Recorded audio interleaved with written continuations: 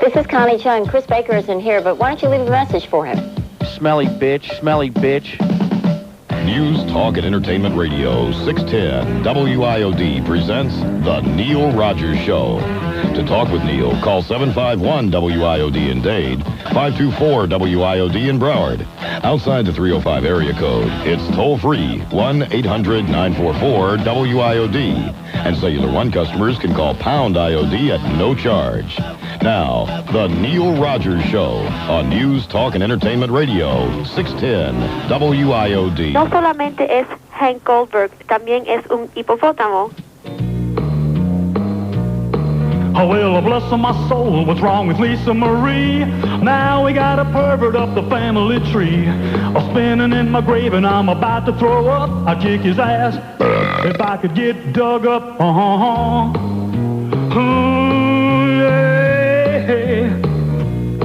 Oh, well, my legs are rotted and my arms fell off. So cold in the grave, I got a nasty cough. The king of pop's popping my buttercup. I bust his ass if I could get dug up.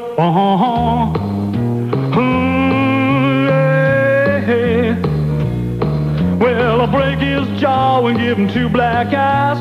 His nose would swell to its original size. I bleach his skin till he's all gone. I'll bend him over while the chimp looks on. So do me a favor if you love me. Bring a backhoe to the cemetery. There's a llama-loving pedophile I gotta beat up, but I can't unless I get dug up. Somebody dig me up. 10:07 at WIOD. Happy Thursday to you, man. It's payday for some of us. Let's get that check in here, maybe a little bit of lunch, and let me out, man. Let me out right now, screaming and yelling. I feel like the prisoner, Patrick McGowan, right now on a bad day. Number six. Wasn't he number 6? He was number 6. Well, anyway, here's a fax to start today. I got a couple of interesting faxes. Also have a real great hate letter from Joe, as in Joe Mama. And Joe being one of the real chronics with that thick voice that I mentioned when Defoe was filling in last week for Rick and Suds. And he called in because it's a sports show. I got news for you, Joe. This is a guy probably wears a jockstrap to bed. This guy probably wears a jockstrap while he's in the shower. Probably got a Jim Mandich blow-up doll in the shower with him. And this guy sends me, because I mentioned him on the air, what a chronic he is, but he never listens, of course, to anything except sports. In fact, he's going on here about how I suck so bad. Every four-letter word that's ever been invented in the vocabulary, it's in here. Over and over and over again. Blank sucker this and blank. And, of course, you can't get your show in other markets like Howard Stern. Hey, we were in Fort Myers for about 3 days. What are you talking about, you asshole? Butt wipe. But if Howard's so great, how come he was listening to Defoe in the morning? How come now he's back on QAM so he won't have to be listening over here? These assholes with their sports shows, that's all they know, man. They couldn't tell you what the hell. They couldn't find Florida on a goddamn map. They're so stupid. And speaking of that, look at this. Neil, this is a fax, and wait till you hear this. It's from Thomas. Thomas, I don't want to say you were a little on the slow side. Neil, I know Michael. No spelled N-O. You know Michael, man. I know Michael from Coconut Creek, and the only reason that he saw Forrest Gump is because I gave him a AMC gift certificate for his birthday. P.S. He is a asshole. Love the show, Thomas. He is a asshole. Not an asshole, a asshole. And I know Michael, and you ain't no Michael. I know John Kennedy, and you ain't no John Kennedy, too, Thomas. But brain dead, just like John Kennedy. And brainstem Shula. So here's another brilliant guy who knows, and of course, yesterday I brought that up, and we were just starting to get a little bit of response about Forrest Gump, and what happened, then the Tracy Needy screwed up my life again with those damn CDs. And just when we were starting, perhaps, to get a little bit of verbal interchange on the air here, what happens? Bada bing, all of a sudden the phone lines get flooded with freeloaders. Oh, I'll take the raspberries and the cranberries and the strawberries and the fruitcakes and whatever you got, I'll take it. Okay, it's on the way. It's in the mail, okay? And we still have some of that left, but it's locked away, and because George is ill, or not, he's actually not ill, and his daughter, well, not really his daughter, somebody in the neighborhood is ill today. One of his daughter's little playmates has got a headache today, so George is busily taking care of that. Also, I do want to say this, and I know this is not of import to 99% of you, but I'm going to say it anyway, because last night I'm at Pompano Park, and my good, close personal friend Gary Seibel, our prestigious track announcer, the best in the business, is sitting there having his dinner, as he does every night with us before he goes upstairs to do his duty, to do his thing. And he's telling me a tale of woe, because I do that handicapping show on Friday nights at Pompano Park, and occasionally, like every week, I rip the hell out of some of these so-called drivers who couldn't drive their finger up their butt or even somebody else's. Because I think that if I'm going to give advice on people on which horses to bet and which drivers to bet on, I should at least give a little information that don't waste your money on guys who almost never win a race. I think that's a good piece of advice, don't you? Yes, I do. So evidently, some of the guys up there are getting a little bit thin-skinned, and I don't want to mention any names, although Friday night tomorrow when I do my handicapping show, I might at Pompano. But anyway, so I had mentioned that Leon Cable, who's one of our Michigan drivers, nice guy. I've met Leon. in fact, he was up at my table a couple of years ago one night. He's a really good guy, but can't drive much, not too well.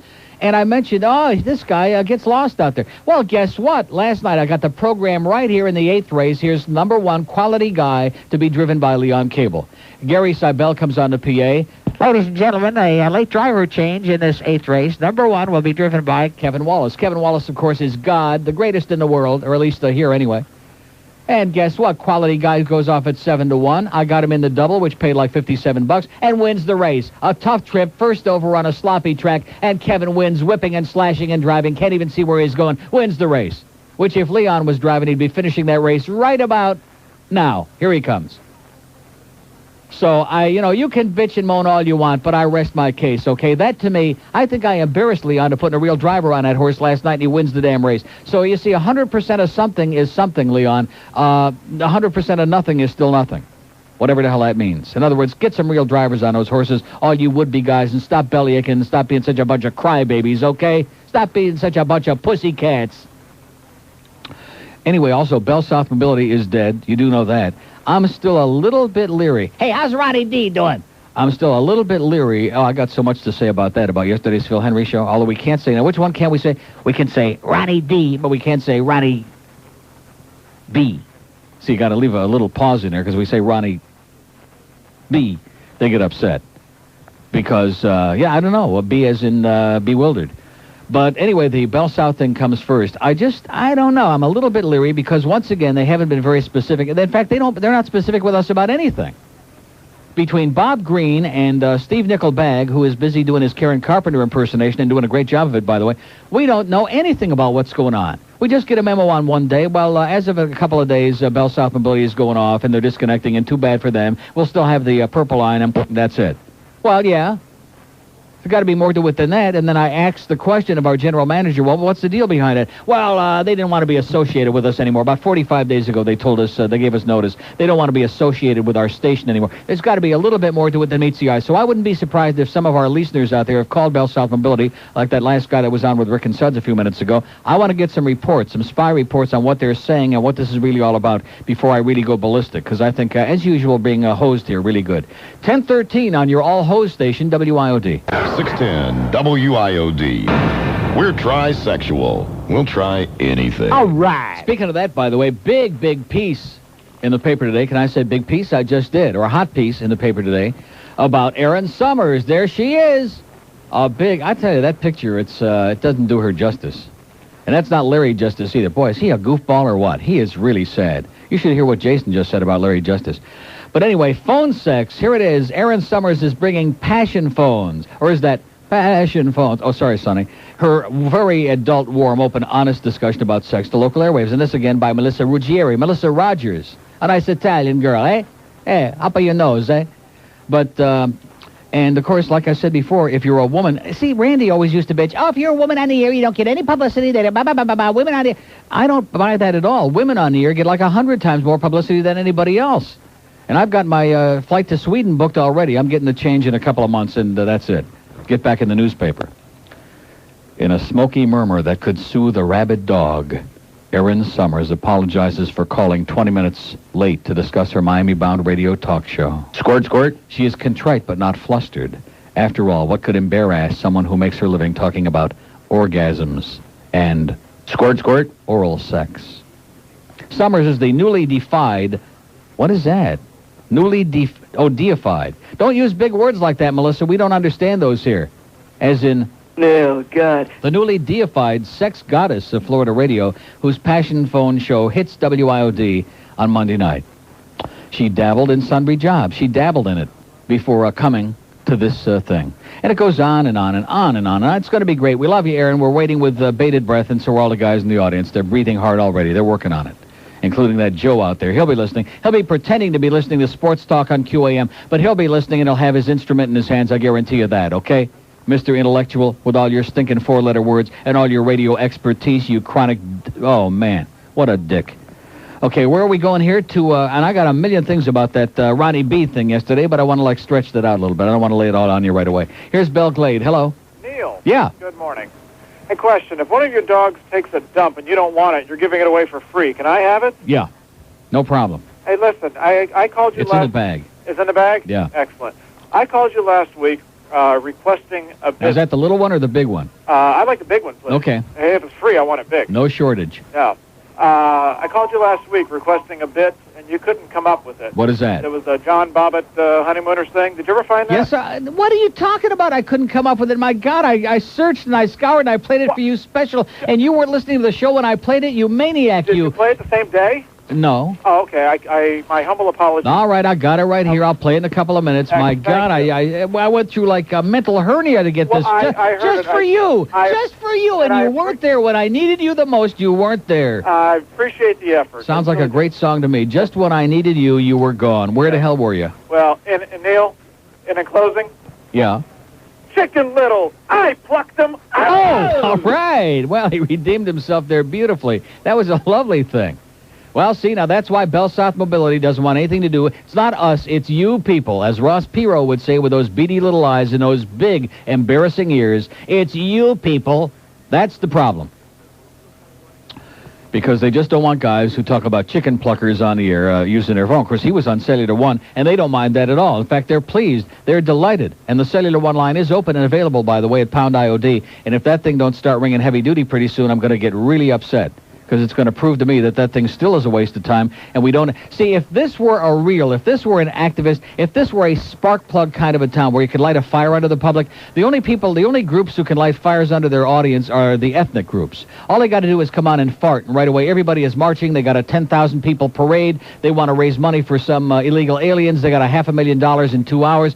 Here we're trying to do, no matter what we try to do, it's like, squeezing and yanking and pulling, the most lethargic, the most non-responsive, the most... demonic. Demonic as in evil. And by the way, our Center 1 total is still sitting there at 86,200, and I'm sure that's changed. Is the Queen of the Universe going to grace us with her presence today, or what? What's the deal on this? Is she ever going to come in and get her little fat ass up on that chair and change the total for us? Is she here today even? I didn't see her up there. She is here. And Mr. Karen Carpenter in drag in there, the program director, is he going to show his puss? You know, I come in at 9, I'm waiting around 9:10, 9:15. Not that I realize I get out of here right at 2 o'clock, but I'm involved in more stress and more angst and more grief and more pressure in the 4 hours and 4.5 hours that I'm here every day than these people if they were here from 9 in the morning till midnight. And they're just like wandering around. Well, where is everybody? Is somebody going to... And like with the sales department, what are we doing? Are we taking the month of January off? Is that the deal now? I have never in my life worked at a radio station where when the holidays come at the end of the year, they just kind of let everything disappears. And now, we'll get our stuff together. We'll start all over again. We'll start all over again. There are stations that aren't even on the air anymore that have more spots on air than we got right. I'm serious. There are stations that have had their license revoked that aren't even on the air that are running more business than we are. Jason is pointing to the car racks up there, the commercial car racks. They're empty. There's nobody on the air. And we also have an open line in Dade at 751 Forrest Gump. I want a whole bunch of people calling because that Michael, that pseudo-intellectual in Coconut Creek, whose friend is illiterate, I guarantee he's listening right now, and he was challenging me by fax. And speaking of by fax, by the way, oh, gee, what did I do with that other great fax from boy Greg, who says, don't use my name on the air, please. You're damn right I'm going to use your name on the air to try to embarrass you and stop bothering me with this crap already. Get a life. Take up bowling. It's good for you. It's helpful. Go have a date with Don Carter or Gary Carter. Please do not read this on the air. Once you send it to me, baby, it's my material. I'll read it if I want to, especially if it's from you. It's been about a week since I last called you. He just called yesterday and I blew him off. Just called yesterday. It's been about a week. This is like that guy that sings the poems all the time. That always he called you the day before, and he'll insist he hasn't called you for 2 weeks. What is wrong with you people? Do you think my Alzheimer's is that bad? It's bad, but it ain't that bad. I wind up here every day. I find my way. I don't call any other show besides yours, let alone listen to them, let alone. What? Ah! Let alone. Yeah, let me alone. I had a shot load of material to discuss with you, but you cut me off in the call, too. I'm not... See, there you go, and the call, too. Using little nihilisms in his nihilistic life, dropping in his facts there. Let me use the lines, and you try to, come up with your own crap, okay, Mr. Original? Call up Ronnie B. I'm not like the other chronics that call your show. Who called your show? Not that called your show. The guy can't spell. His grammar sucks. Not the chronics that call. That would be like inanimate objects, like cats and dogs, that even they would be like whom. I don't call unless I have interesting items to talk. You, Greg, you've never had anything interesting to talk about. You've called the show 700 times just today. You said that I had nothing to say, but how do you know that? Because you didn't give me a chance. It's called neurotic repetition. I'd like to continue to contribute to your show, and I promise that if you let me call again, I won't mention my name anymore. P.S. I've turned many of my friends on to your show. All young, well, under 100 years old. And then at the bottom, your faithful number one listener, Boy Greg. Boy Greg, not just Greg, now it's Boy Greg. Or is that Goy Greg? And at the bottom, he's got Dolphins number one with an arrow, welcome back, Neil. When did I say I was a Dolphins fan again? I'm going to jump on the bandwagon now because the Patriots lost? And because I think Miami's going to beat San Diego, I'm going to jump on it. You're crazy, man. You're dreaming. In fact, somewhere George has got those AFC Championship game tickets locked away. And by the way, if Miami should win and Cleveland knocks off Pittsburgh, which is unlikely that both will happen, but if it does, Tuesday night at the Pizza Loft, where we'll be for our Center One fundraiser this Tuesday, 5 to 9 p.m., I'm going to we'll have a drawing and we'll give them away. Not auction them off, give them away. If those things should happen this weekend, but I doubt it. 1024 at your freebie station, WIOD. This is another snappy liner from the guy with a deep voice. 610 WIOD. Don Shula, I f***ed them! Oh! Not to be outdone by the Mad Dog, the Coach released an album of his own, a collection of hand-picked tunes sung by the Coach himself, called Shula Sings. All right. One fine day, you'll look at me and you're gonna know about what's meant to be, of course. One fine day, you're gonna want me for your girl. And the Coach never sounded So fine. So fine. So fine. Yeah. My baby is so doggone fine. Sends the chills up and down my spine. Whoa, yeah.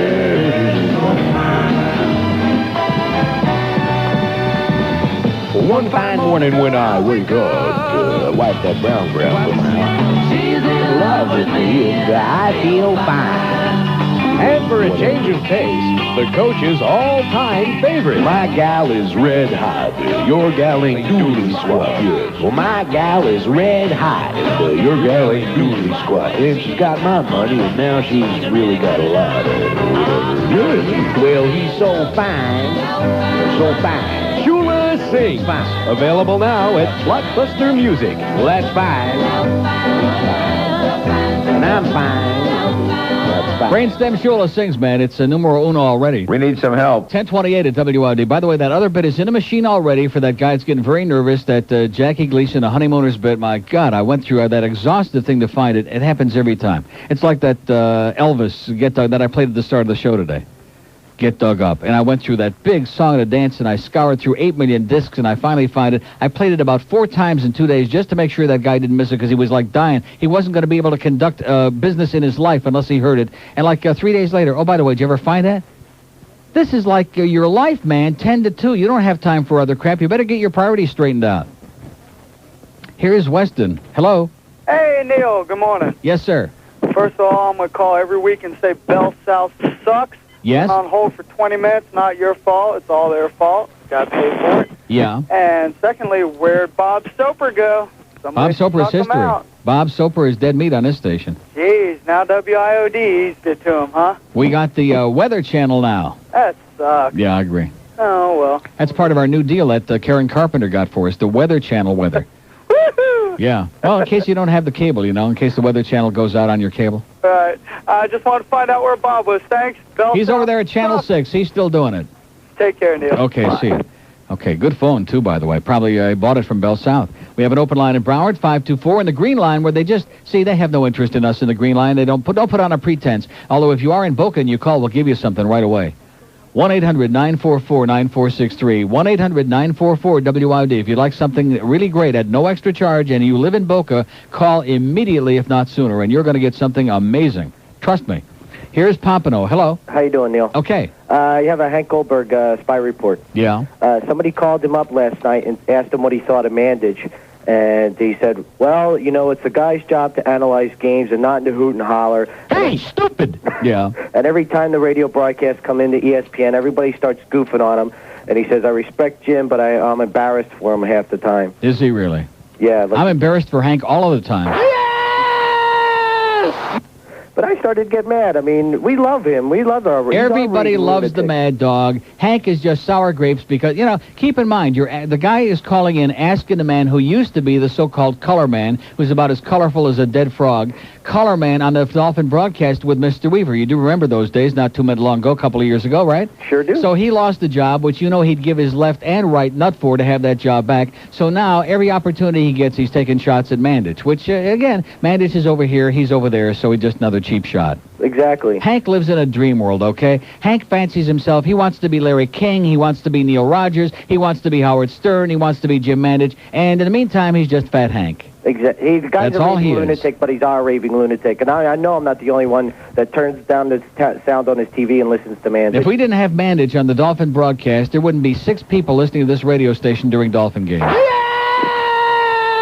Go to the bank with it. Absolutely. Tell Hank to get a life. I will. See ya. But ask him how his wife's doing. We have 2 open lines. They're both in Broward. 5-2. Has he ever been married? Do we know for a fact? We don't think so. We're checking on it. I haven't. 5249463 in Broward. I wonder if there's a connection there. Let's go to Miami Lakes. Hello. Neil, God. Yes, sir. Neil, I picked up one of those Mona Rogers shirts yesterday from Capture Glory. Great. Excellent shirt. Larry King's spy report. Mm-hmm. Did you see it last night? Did I see what? Larry. You think I watched the Larry King show? Uh-huh. No, I do not. Even channel surfing. I was at the track. Oh, okay. Well, anyway, someone called up and asked about the size of Howard's penis. Yeah. And he didn't understand the question. Uh-huh. So Oprah had to explain that it was a prank call. Oprah had to explain how big Howard's penis was? She had to explain to him that it was a prank call. Oh. Because he didn't understand. Because, oh, that's right. Somebody told me about that this morning, that when he got the call... And he puts his thumb where there's supposed to be a penis. And Oprah couldn't figure out what Larry was doing. Exactly. Hey, Neil, and then he said, I don't have a ball spot. Exactly. Yeah. The Iceman from the Orange Bowl and me will be there tomorrow night sucking around with you and Fat Rich, so. The what? The Iceman from the Orange Bowl. The Iceman? From the Orange Bowl. The Italian ice guy. Oh, yeah, right. The Italian Iceman. Right. Okay, be a little more Pacific. We'll be there sucking around tomorrow at the track. Okay. All right. See ya. Open line in Dade, 751. You notice how none of these people, every day I come in here, I go through the stuff that I think I really want to talk about, like the Forrest Gump thing. There must be somebody in this audience, like about 500 people who saw it, thought it was either a really crappy movie or maybe a horrendous movie or a piece of garbage. Nobody wants to talk about that. The thing with BellSouth Mobility, I had the one guy with his scratchy phone who they suck, which we already know that, but nobody evidently called over there. I started to go into that, and then I got sidetracked because I got 2 million things going here, including Ronnie B. And man, I'm telling you, some of you people out there are so dumb that it's frightening. It's amazing. It's astonishing. It's almost incomprehensible. It really is. Boy, I almost slipped on that one, but that would have been good because that's what it is. Phil comes on and does his usual brilliant job yesterday. And, of course, the timing was perfect with the demise of Ron and Ron in this market. And they're saying one thing on the one hand, and Neil Mursky at Zeta saying something else on the other hand, and everybody's full of crap on both sides because the fact is that they went into a panic, and Howard came in, and they were on the verge of getting blown out anyway, and Rick and Suds had already started them on their demise before Howard even came on the air, and they're a dead meat in this market, and everybody knew that, and that they would be. And so Phil comes on and does his usual brilliant thing, and the people that called in during that hour, I'm going to tell you, I had it on at home, which, believe me, that takes a lot. I'm always listening in the car on the way home to Phil, but for me to turn on the radio at home, I mean, I get more than enough of my share here, okay? But to turn it on in the house, And I'm listening to these people, and these women, especially these women. Oh, Ronnie, you're a part of my life, and mornings are never going to be the same. Oh, no. And he started out the thing by talking about how they go the same thing that he did back a few months ago about they're more into intellectual broadcasts and their humor is more intellectual, and the market is too stupid to understand their humor. And then later on in the thing, he goes into the thing about he's starving, he hasn't eaten a meal in a week and a half in about 10 days, and Phil is talking about he's going to send him $100. And is he here in town now? Is he on the West Coast? No, he's over in Tampa, but he can come on down and get it. And these people are still calling in. Ronnie B. Hey, how you doing, Ronnie B? It's just, really, Phil Hendrie has opened up avenues of stupidity. He's opened up my eyes so wide that my lids are ready to pop. That's how open my eyes are. I mean, I've always known. There was never a shadow of it, especially in this country where education is a dirty word and being a jive-ass asshole, dumb is the word. The dumbing of America is complete, just about. But, I mean, this is above and beyond the call of normal stupidity or being naive or just slow or just gullible or easy or soft. I mean, real soft. Real soft. I'm astonished. I'm almost speechless. And Phil has on many days opened up my eyes to the fact that there are a lot of just incredibly dumb people. But yesterday was the coup de grace, Foy de Gras, Mardi Gras. Hey, Ronnie B. Hey, okay, good luck, okay. What? What is that? What do you be talking about, man? What crap, what language you be speaking? I hope that many of you had an opportunity to hear that and are just shaking it right now, shaking your little head with all your might. 1036 at WIOD. Things just keep... The opinions expressed by the host, guest, or callers on WIOD are not necessarily those of this station or its sponsors. All WIOD programs are copyright 1995 by WIOD Incorporated and may not be recorded or distributed without prior written consent. Sister Mary. Mandich. Jesus. You've seen the trial on CNN. Now, the TV movie America's been waiting for. Ralph and Ellis Cramden star as John and Lorena Bobbitt in Love Hurts. I'm warning you, John. Don't push me too far. That's a laugh, Lorena. I'm the king in this castle. The K-I-N-G, king. I'm the one with the penis in this house. Mm-hmm. Look, I'm tired of talking. I had a hard day driving a bus. Now I'm going to take a nap, and I don't want to be disturbed.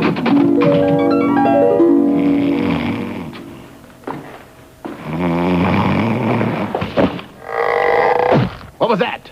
Oh, she cut my penis off! Hey, Johnny boy, what's all the screaming in here? Oh, help me, Norton. She cut it off! Cut you off from sex again, huh? I don't have anything to have sex with! You gotta get me to a hospital. Any hospital, hurry! Hey, Johnny boy, looking for you, that animal clinic was right down the street. So you think I'm lucky, huh? You think I'm lucky, do you? Well, take a look at this, Norton. What's wrong with that? I think that elephant's trunk looks kind of cute down there. Oh, you do, huh? Hand me that Playboy. Hey, Johnny boy, want a peanut? We need some help. We need some help. 20 till 11 at WIOD. Jason was just asking me if I was hungry and are we going to get something to eat. And, of course, we haven't been doing a lot of that here, but Jason naturally is trying to seize the moment, the opportunity, because he knows a lot of free food does flow in here during these hours. I just don't know where we would get food from at this point. Although there is that Italian restaurant across the street that somewhere we had the menu from. The new one that'll last about a month like everything else over there. And looked pretty interesting. And tomorrow we're getting more Italian, by the way. Tomorrow we're getting rigatonis from Dan Trouser Trotman is their sending food. Anna Capri is right across the street, by the way, where there used to be that deli that lasted for about 5 minutes. And I don't know how we would get it or what the deal is, but maybe we can, like, investigate that. Maybe like a little pasta or something. Like maybe a little pasta and broccoli with light tomato sauce, or rigatoni Anna Capri with onion prosciutto and pink cream sauce. They got some pretty interesting things on the menu over there, right across the street. So maybe you can work on that, and probably not. Okay, we have an open line in Broward, 2 in Dade. Boy, I was sitting here with Rick and Suds this morning, and the phone was it was like not only BellSouth Mobility line had been yanked out, like somebody just yanked the whole goddamn thing out here. And this morning, they're here, they're there, they're gone. You people are brutal today, okay? I'm going to tell you right now, the one thing I'm doing, it's the new year, I'm making not just a resolution, but I'm making a move right now, and that is this. From now on, instead of this, I'm not giving away anything more this week. We can save those damn CDs for next week, or, I mean, it's already Thursday. But from now on, we're going to start talking about some crap instead of just having this entire radio station turned over to a bunch of freeloaders. Who the hell wants to hear a bunch of goddamn freeloaders begging for crap on the radio? 2 open lines in Dade, 751. I want some Forrest Gump calls. I want some BellSouth Mobility calls. I want some Phil Hendrie yesterday with Ronnie B calls. I want to talk to some people who want to talk about crap that's going on, not about, oh, hey, give me a washer and a dryer. Give me a blender. Give me $1 million. That's not a goddamn radio station. That's not a life. That's not a show. That's just masochism is what that is. Freeloading bastards. Here's a nice lady in Miramar, though. Hello. Hello. Hello? Yes, ma'am. I wanted to tell you I'm glad that there will be no more all-greed radio. Right. It's about time. It's a bunch of crap. Well, it is because... I mean, I don't mind once in a while if we got some, like, football tickets or something nice, or like those Luis Miguel tickets. You know, I mean, give them to the people in the audience who support you. You give them something back. But, I mean, if that's all we're ever going to do here and we can't make a discussion about anything that's going on, what kind of a show is that? What kind of a radio station is it? My dad said that if you give somebody something for free or do them a favor, it's going to come back to bite you in the ass, behind. That's right. You bet. Once you give it away for free, you can never charge for it. You know that. And I wanted to tell you, I have Cellular One. I've always had Cellular One. Good for you. My husband got BellSouth in November. What an idiot. Yeah, well, he and I had a big discussion about it, and he said no, it was a better deal. And, well, his first phone bill was $180. And, yeah. I don't think, and he had to sign a contract and all this kind of crap. Right. So anyway. See, on Cellular One, you can say crap, and they're not going to get upset about it. BellSouth Mobility, they wouldn't want anything to do with you. They wouldn't want you using their phone if you say crap, or even take one. But I also wanted to say that I saw Forrest Gump, and it was different. I like Tom Hanks. Yeah. And I hate Tom Hanks. Well, sorry about that. No, but I'm just telling you, that's why I wouldn't see the movie. I mean, if I liked Tom Hanks, I'd probably go see the movie. Well, I went to see the movie, and I wasn't really impressed. Ah. See, this guy that sent me the facts yesterday, he said that everybody that he had spoken to said it was excellent. And I don't think it was excellent, because based on most of the people I heard from, it was pretty mediocre at best. Well, that's kind of what we felt about it. Yeah. And I took my 16-year-old son, my husband, who's 50, and you know, we weren't thrilled. Yeah. Well, I hope your husband's getting with the program with Cellular One. Tell him to wise up before it's too late. Well, apparently I'm in a bad area over here by University Drive, but I wanted to tell you I am glad that you're going to get back to some issues. We're putting some meat back into it, ma'am. Trust me when I tell you. Well, I'm glad. Okay. Because I usually don't call because I'm laughing too hard. Right. Or pounding my steering wheel. You're pounding it too hard. Well, the thing is, I live in Jupiter, and the only place I can get you is in my car because the light bulb makes you sound like QAM. There you go. Well, listen, have a great day, and tell your husband to butch up a little bit. See ya. Thanks. Okay, there was one of those real great Cellular One connections, too, by the way. I hope you appreciate that. Pound IOD on that purple Cellular One line. Use it now or lose that, too. Let's start using it. And I want to hear about some people, and I'm going to say for the third time, I keep trying to get into this, and I got so many other things on my plate today, as Joey Reynolds would say if he had a show, which he does not, thank God. But so many things on the agenda that I keep interrupting. I was starting to say that if we had an activist kind of audience out there, like the ethnic stations do in this town, as soon as we whispered that BellSouth Mobility was yanking us, we'd have had 20,000 people on the phone out there canceling their cellular orders with BellSouth Mobility. There would have been a stink the likes of which even if the Japanese never saw it, Nagasaki, baby. That's how big that bomb would have been. But in the meantime, just like that day, I was asking people to call over in Tampa on the Center One thing because they wouldn't run the PSAs and they wanted to whore my show on the weekend and run the tapes. And nothing. A couple of old ladies called up over there. That was it. I mean, you talk about a one-way relationship, man. You talk about just lying down on the floor and spreading them. That's what this place is all about. And that includes whether we're talking about the management, and I don't want to say that I heard it through the grapevine, but I got a little note under the door here this morning that the Christmas bonuses this year, that it was like in the minus column, that the peons, the people that come in here and put all the nuts and bolts and nuts especially together every goddamn day, they were given like a little IOU slip, like turn it back in, you owe us $50. That's how much we appreciate your efforts. Have a nice holiday and pay us $50 because we're losing money. Oh, here's a spy report on BellSouth. Hello. Hey, Neil. Yeah. Got an update for you. BellSouth says the whole problem is with your station. You guys would not renew your contract. That's what I thought. Now we're getting to the meat of, you know something? This is what I suspected. Now, again, it's a question of who do you believe, a question of credibility. They said they wanted to, but you guys wouldn't do it. Who did you speak to? I spoke to customers rep's supervisor. You see, this is the kind of thing that inside here they would never tell us. I smell a rat. They would never. Yeah, I smelled it yesterday. I started smelling it. Like, you ever smell a dead rat that died? Like when I used to work in Sarasota, we used to have mice that died in the transmitter because it was out in the country. And boy, if you ever smelled a dead rat or mouse, man, there is no smell in the world anything like that. Even when I cut one in here yesterday before Phil's show, it didn't come close to that. I'm serious. There's nothing like a smell in a rat. And I am beginning to believe that we're being yanked around internally here, that we're being lied to, that there's information being withheld, and I resent that bitterly. And I hope that Bob Green is listening up in his office right now because I think this whole thing sucks. I want to see the letter from BellSouth Mobility that says they don't want to be associated. I mean, here I'm putting my neck out on the line. I'm going on the air. I'm ranting and raving about what a bad bench bud of people they are. And in the meantime, I'm not so sure that this is what the deal is really all about. It just doesn't make any sense to me. It doesn't sound right to me. It's not right, Neil. Okay? Who did you speak to?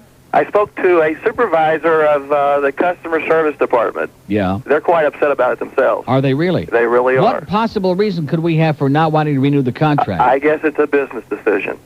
But I thought the whole deal is like a trade. I thought it's a freebie, this thing. That's the radio business. I don't know. It's the radio. It's the monkey business is what it is, not the radio business. This is our livelihood. This is our bread and butter. This is our life in here. This is our lifeblood, and they're sucking the blood out of us, these vampire, these They don't douchebags. care a shot about you, Neil. You're right. Okay. Thanks. Good day. Okay, see, now we're starting to sniff our nose into it a little bit more, and I believe this guy because they've been very evasive on this whole thing.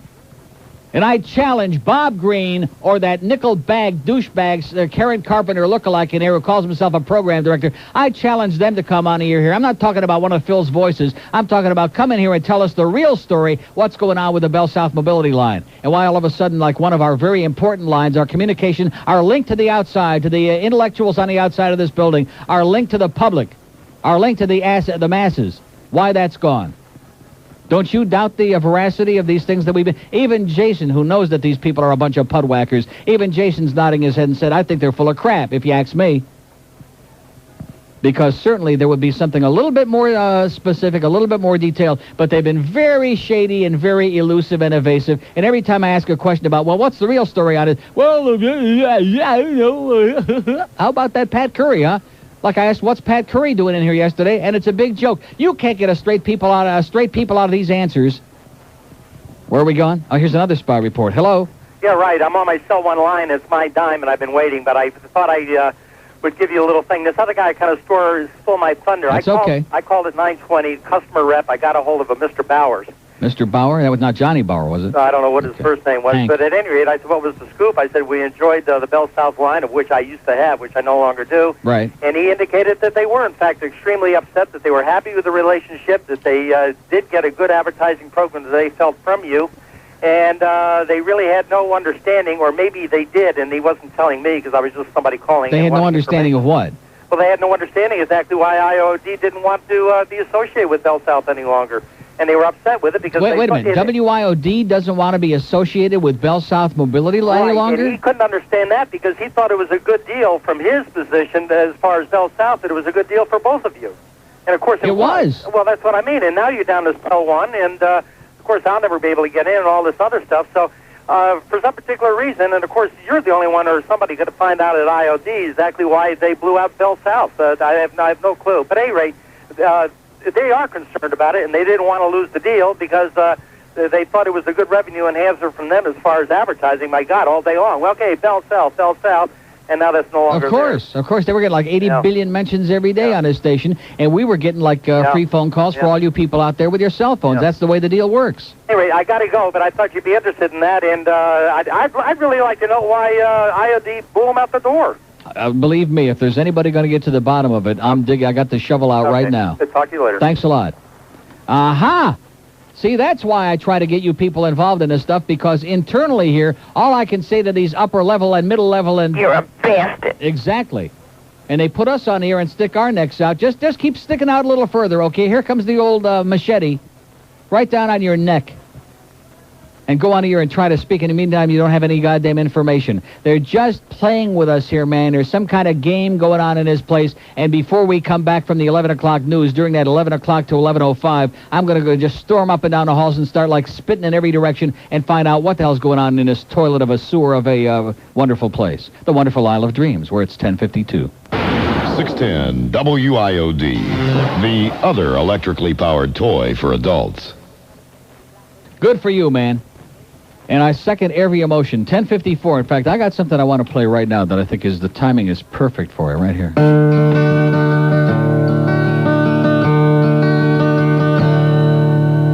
Busts his arm in Miami, walking down the stairs. He didn't see Hank's leg sticking out. Bobby grabbed the handrail, but Gary greased it good. Won't be signing anybody out. Oh, feeling pain is typical and working in this place. Nothing, you ain't worth nothing unless you're working for free. Oh, bust your ass or bust your arm, it's all the same to me. Busting it is good enough for me. Good enough for me and Bobby Green. WIOD, where we lie a lot. It's 10:55 here on a great Thursday. Happy Thursday to you, man. I would sure like to get to the bottom of what's going on in this place. And as usual, we are the last ones to know, and we're your link. We're the ones on the air. So what's going on over there? We don't know. Here's Hollywood. Hello. Erin Somers. Hello! Switchful thinking sounds like to me. Here's Boca. Hello. Hello. Yes, sir. Question. She don't start till Monday night, and already they're hopping on it. Yes. What does she look like in person? Better than the picture. That picture's incredible. It is? Oh, well, yeah. if you like the picture, you like her. The picture doesn't do her justice. Oh, can you send her over, please? It doesn't do her justice. Yeah. Let me ask you a question. These sports guys in this town. Yes? Most of them pretty weak. Does anyone really think that Dennis Erickson has the qualifications to coach in the NFL? Yes. I don't. I mean, I think it's a joke. Although, you know something, the same might have been said about Jimmy Johnson. A lot of people doubted old Jimmy when he left here and went to Dallas, and he lost 85,000 games that first season, and then he winds up winning 2 Super Bowls. No, Jimmy had a vision. This guy. Jimmy had a vision. This guy's got bad vision. You know what I see the difference. Although I don't know that there's that much difference, because if Howard Schnellenberger were here, and a lot of people didn't like Howard, he was a very tough, hard-nosed, ass-biting kind of guy. But Howard Schnellenberger would never in a million years have permitted the kind of shenanigans to go on here that go on with this U of M football team. It never could have happened in a million. He wouldn't have sat still for it for a minute. And it started. I'm going to say it again. I don't care what Fat Hank says. It started with Jimmy Johnson. Just don't forget that Fiesta Bowl, going out there in those fatigues like a bunch of thugs and all that kind of phony, tough-ass image they put, and talking trash mouth and all this other, and in the meantime get their ass whipped by a very weak that year Penn State team, right? Remember that? Well, I like UM. But I don't care whether you like him or not. I'm just telling you what the story is. I don't care whether you like him or not. No, you're right. Jimmy started it. He started allowing this crap, and now Dennis comes along, and he's just a prisoner at this point. He's just a passenger. He's along for the ride, and believe me when I tell you, this whole group of alumni and the players, they're the ones that are calling the shots. They're the ones that are running the show. And I also heard, and I can't tell you who I heard it from yesterday, but I heard on very good authority that there's a very serious racial rift on that team, and there are those who believe that there are a lot of players on that team that will not play for Frank Costa. They will not put out for him. That's a problem. And after watching all the passes that got dropped on the Saturday night, and after incredible. seeing the lack of any pass blocking for him, I'm beginning to believe that maybe that might be the case. Probably the case. Let me ask you one more question before you blow me off here. I beg your pardon? The thing with Ron and Ron. Yes. Wasn't that station going out for 18 to 34 with those guys to get technical here? Yeah. Weren't they doing really well in that time? But Rick and Suds came on and they started eroding their overall audience, especially 25 to 54. And then Howard came on and his main audience is 18 to 24-year-old males. And they started going in right away. They panic over there, and probably they made the right decision and they blew them out. Well, I prefer listening to Imus. Well, there you go.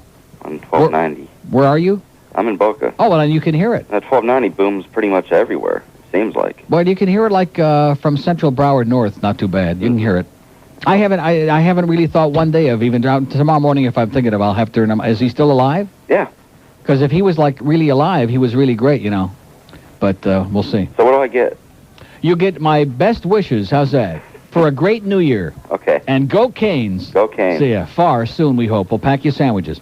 We have an open line in the green line, 1-800-944-9463. As the mystery continues here at WIOD, as we continue just surrounded by this shroud, this cloud of lies and innuendo and lack of integrity and lack of communication and just leaving us here to flounder for ourselves. You just have to really wonder what the hell these people are thinking about. You know, what are they thinking about? I mean, I've only got like 4 years and 10 months left on my deal here, but who's counting, of course. I would be very disappointed if they came in here right now and said, well, we're selling the station to Ron Popeil. He's going to come on and sell pocket fishermen 24 hours a day. Here's a check for $50 billion. We're going to pay you off. Thanks very much for your great work, those big ratings, for working your ass off and really caring enough to bring your very best every day. Have a nice life. Go off to Italy. Go wander around in Europe. Go have a wonderful time, and good luck to you, and see ya. And I would look up at them, and I would have to really think about that for 1 or 2 seconds, and I would look back, and I would say, see ya. Hank Goldberg, eat your heart out. News, talk, and entertainment radio, 610 WIOD, Miami, Fort Lauderdale. Park this. Good morning at 11 o'clock. I'm Terry Griffin, 610 WIOD News. That dreaded trip to Miami International Airport won't be so bad once a new 1,600...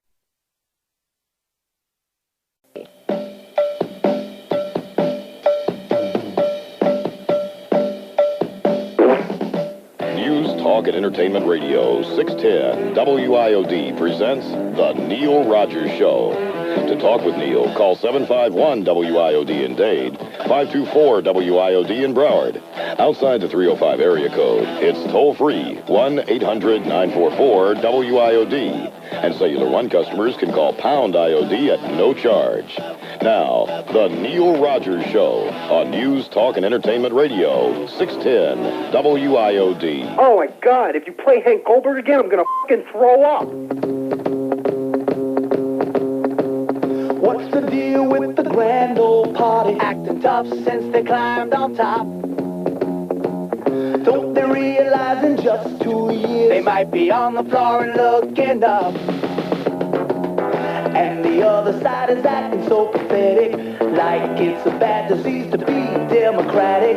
Everybody's saying there's a new wave coming, but it's still politics to me.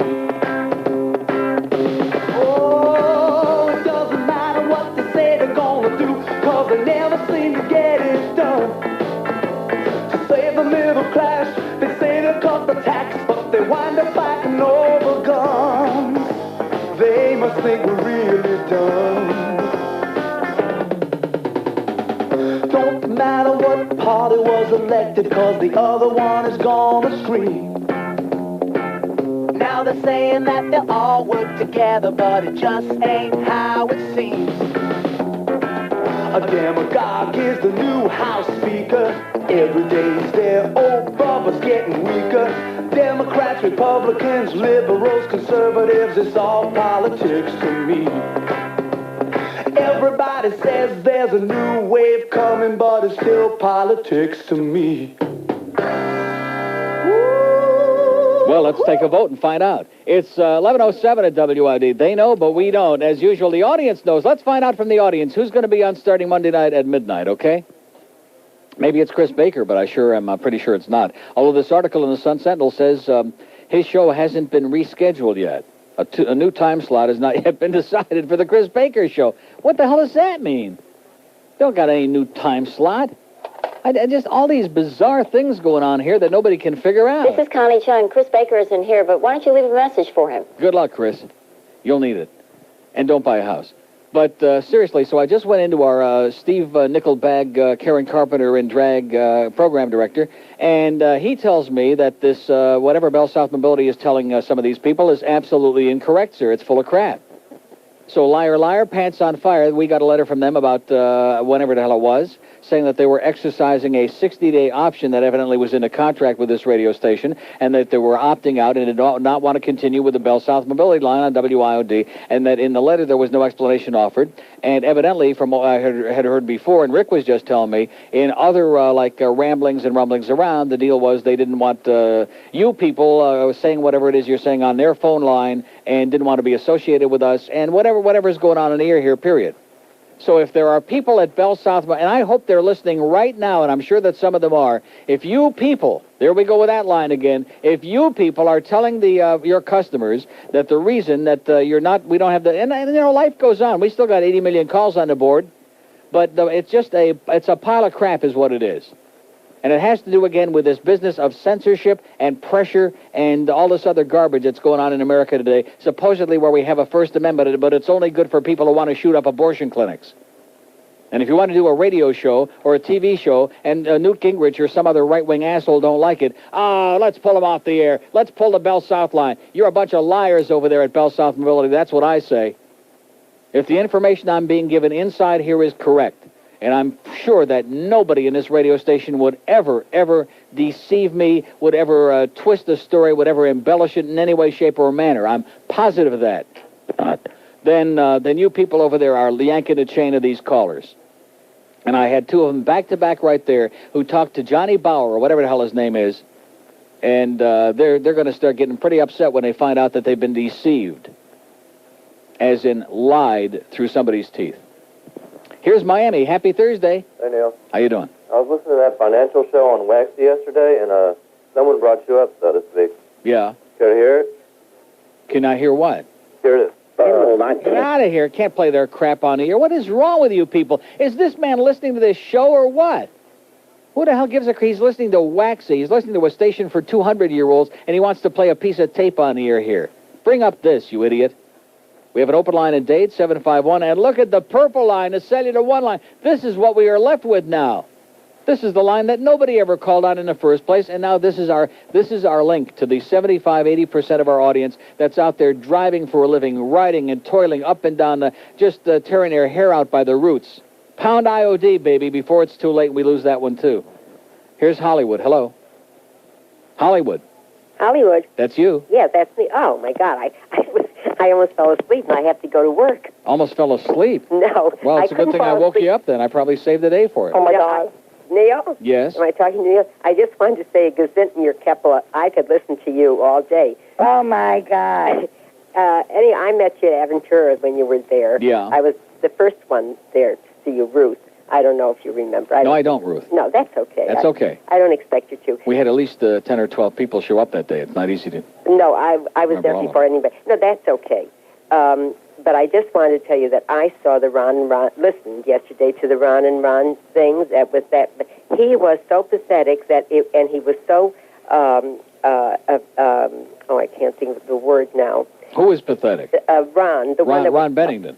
The one that was talking. Ronnie B, yeah. He was just like begging and pleading and defensive. He was so defensive. Yeah, I felt sorry for him myself. I felt so sorry for him that I thought, why don't they cut it off already? And a woman called, and she was so nasty. I couldn't believe anybody could talk like that. They were cursing. She was nasty to Ronnie B? Yes. Terrible. Boy, guy's down and out on his luck. He hasn't had a sandwich in 10 days, and she was nasty to him? He asked. Relentless bitch. He was asking for like a donation. Yeah. I couldn't believe. Honestly, it just broke my heart. I couldn't. I never knew about these people. I never listened to. I work, and I'm working now. That's why I was so afraid if I hang up, you'll say, "See, Hollywood always hangs up." Yeah. And I didn't want to say that because I do have to go to work. Break. But I just I've noticed there was someone on Phil's show one day also. He was going to write a letter to the Chamber of Commerce why we have bad weather here, because they promised him good weather. Yeah.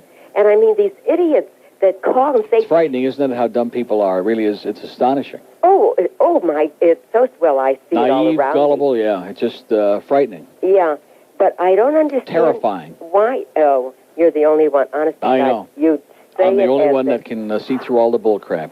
Well, I enjoy it. I listen to you and I say, oh, I can't believe that I'm hearing these things, everything that I'm thinking. Saying those things, yeah. So, and I was good in English grammar. Yeah. Those things, I love that when you corrected that person this morning. It was cute. Well, have a great day. You're very cute. See ya. Thanks. Bye-bye. Okay, there we go. I rest my case. How are we doing over here? Oh, we're fine. Okay. We have an open line in Broward, 524-9463. And one on the green line there, baby. Let's wake up on the green line in Boca, in West Palm Beach, in Jupiter, in Delray Beach, in Lake Worth. Let's get off your derriere. Let's get off your fat posterior. Let's hop on the phone. I want to hear from 100 people today who saw Forrest Gump, rhymes with stump. I want to know, was it good? Did it suck? I want to respond to that fax I got yesterday saying that I'm not a real man, okay, until I go see Forrest Gump and until I start licking Tom Hanks all over his putrid, disgusting, wretched body. With a rotting brain that he's like turned to... Hey, there's something to happen to that man. He just, he's a legend in his own mind. There's just something desperately wrong. What was that? Just an asshole on the green line? The asshole line, hello. Yeah, Forrest Gump was awesome. It was great? It was. Who's this, Mike in Coconut Creek? No. Calling from Juno Beach. It was awesome. Get out of here. Oh, it was very good. It was awesome? Well, you got to be into it. As compared to what? Bambi Come Home? You got to be into that kind of stuff. Well, into what kind of stuff? Well, you got to like history and a little bit of suspension of disbelief. Suspension of disbelief. Kind of like when you listen to Hank Goldberg. That sounds like a pseudo-intellectual phrase if I ever... Suspension of disbelief. In other words, into bullcrap is what you're trying to say. I'm watching too much Larry King. Sorry. I think you've been listening to Ronnie B too much on the Phil Hendrie show. That's what I think, like that woman that just called from Hollywood. Yeah. Do I have to rest my case on that? It was, it's different strokes for different folks. In other words, you could take it or leave it is what you're really saying. Well, it was okay. It was. It had its moments. Yeah. But if you didn't like Tom Hanks, would you like the movie? You could, because it was a history piece. So if you liked history and stuff, it was good the way they did that. It was hysterical or historical? Both. The special effects were good. Like Connie in The Godfather. Remember, she's hysterical. Like Connie Chung? Connie Chung in The Godfather, right. When she looked, what's her name, right in the face, and she said, she's a bitch. Yeah. You know who else didn't like it? You like this. It was Harry Smith. Didn't like what? Didn't like Forrest Gump. All right, I always liked Harry. Oh! Paint that bald spot, Harry. All right, good man. He said he was talking to the... He's a brilliant man. He was talking to the possum, and he said... The possum? Yeah, the guy who does the weather. That's what I call him, the possum. Mark McEwen is the possum? Well, he looks like one. Possum's got a hell of a suntan, I'll tell you that, and a fat face. Anyway. A possum? He said he didn't get it. And I guess he was talking about the movie. I don't know. I don't think he gets it. If you looked like that, you wouldn't be getting it either. No? Well, thanks for your tremendous input, pal. Time to suspend your beliefs. Later. Have a great life. It's time for a suspension of disbelief. That's a great line. I like that. That is a tremendous sued line if I ever heard one. If you're into suspension of disbelief, then you'll love the bullcrap we're going to lay on you right now. In fact, speaking of suspension of disbelief, don't forget Phil Hendrie at 2. Oh! There we go. He's big into suspending your disbelief. All right, all right. Okay, calm down. And don't be saying Ronnie B on here anymore, okay? Cut it out, Phil. It's... Oh, man, 11:16 at WIOD, and my hat's off to that lady in Hollywood. She just opened up a whole new dementia of my mind. Politicians have put orphanages back in the news, and that's why we're putting them back on Broadway in the can't-miss hit written by that little Dickens, Newt Gingrich. Please, Newt. Please, may I have some more? It's Political Twist. Won't pay anything for kids, not anything. Your welfare free ride is through. Political Twist, the story of one man with clout and millions without. Take them all away from their mothers. Boys Town is where they should go. Here's what people are saying about Political Twist. I miss my baby. Mama, where are you?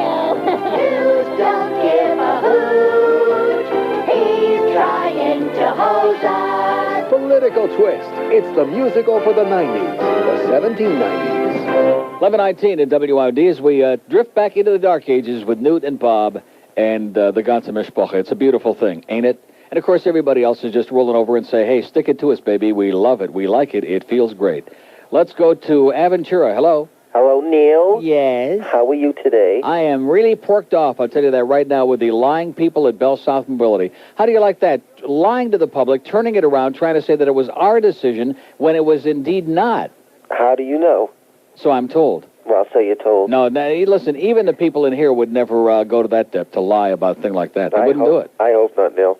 Neil's your chronic caller. Called yesterday again. You told me don't get chronic on you. No, you're calling me every day now. This is the guy from Boston. You've called 3 days in a row. I listened to you. I think you're great. Well, great. Have a nice day. We have an open line in Dade, 751. See, I don't understand what's wrong with some of these people. They don't get the message. This guy, who quite frankly is a good guy, but has got a very boring-sounding voice to begin with and sounds like he's in a coma. And, of course, if you moved here from Boston, you'd be comatose very soon, too, because you'd be in culture shock. But I'm sorry, man.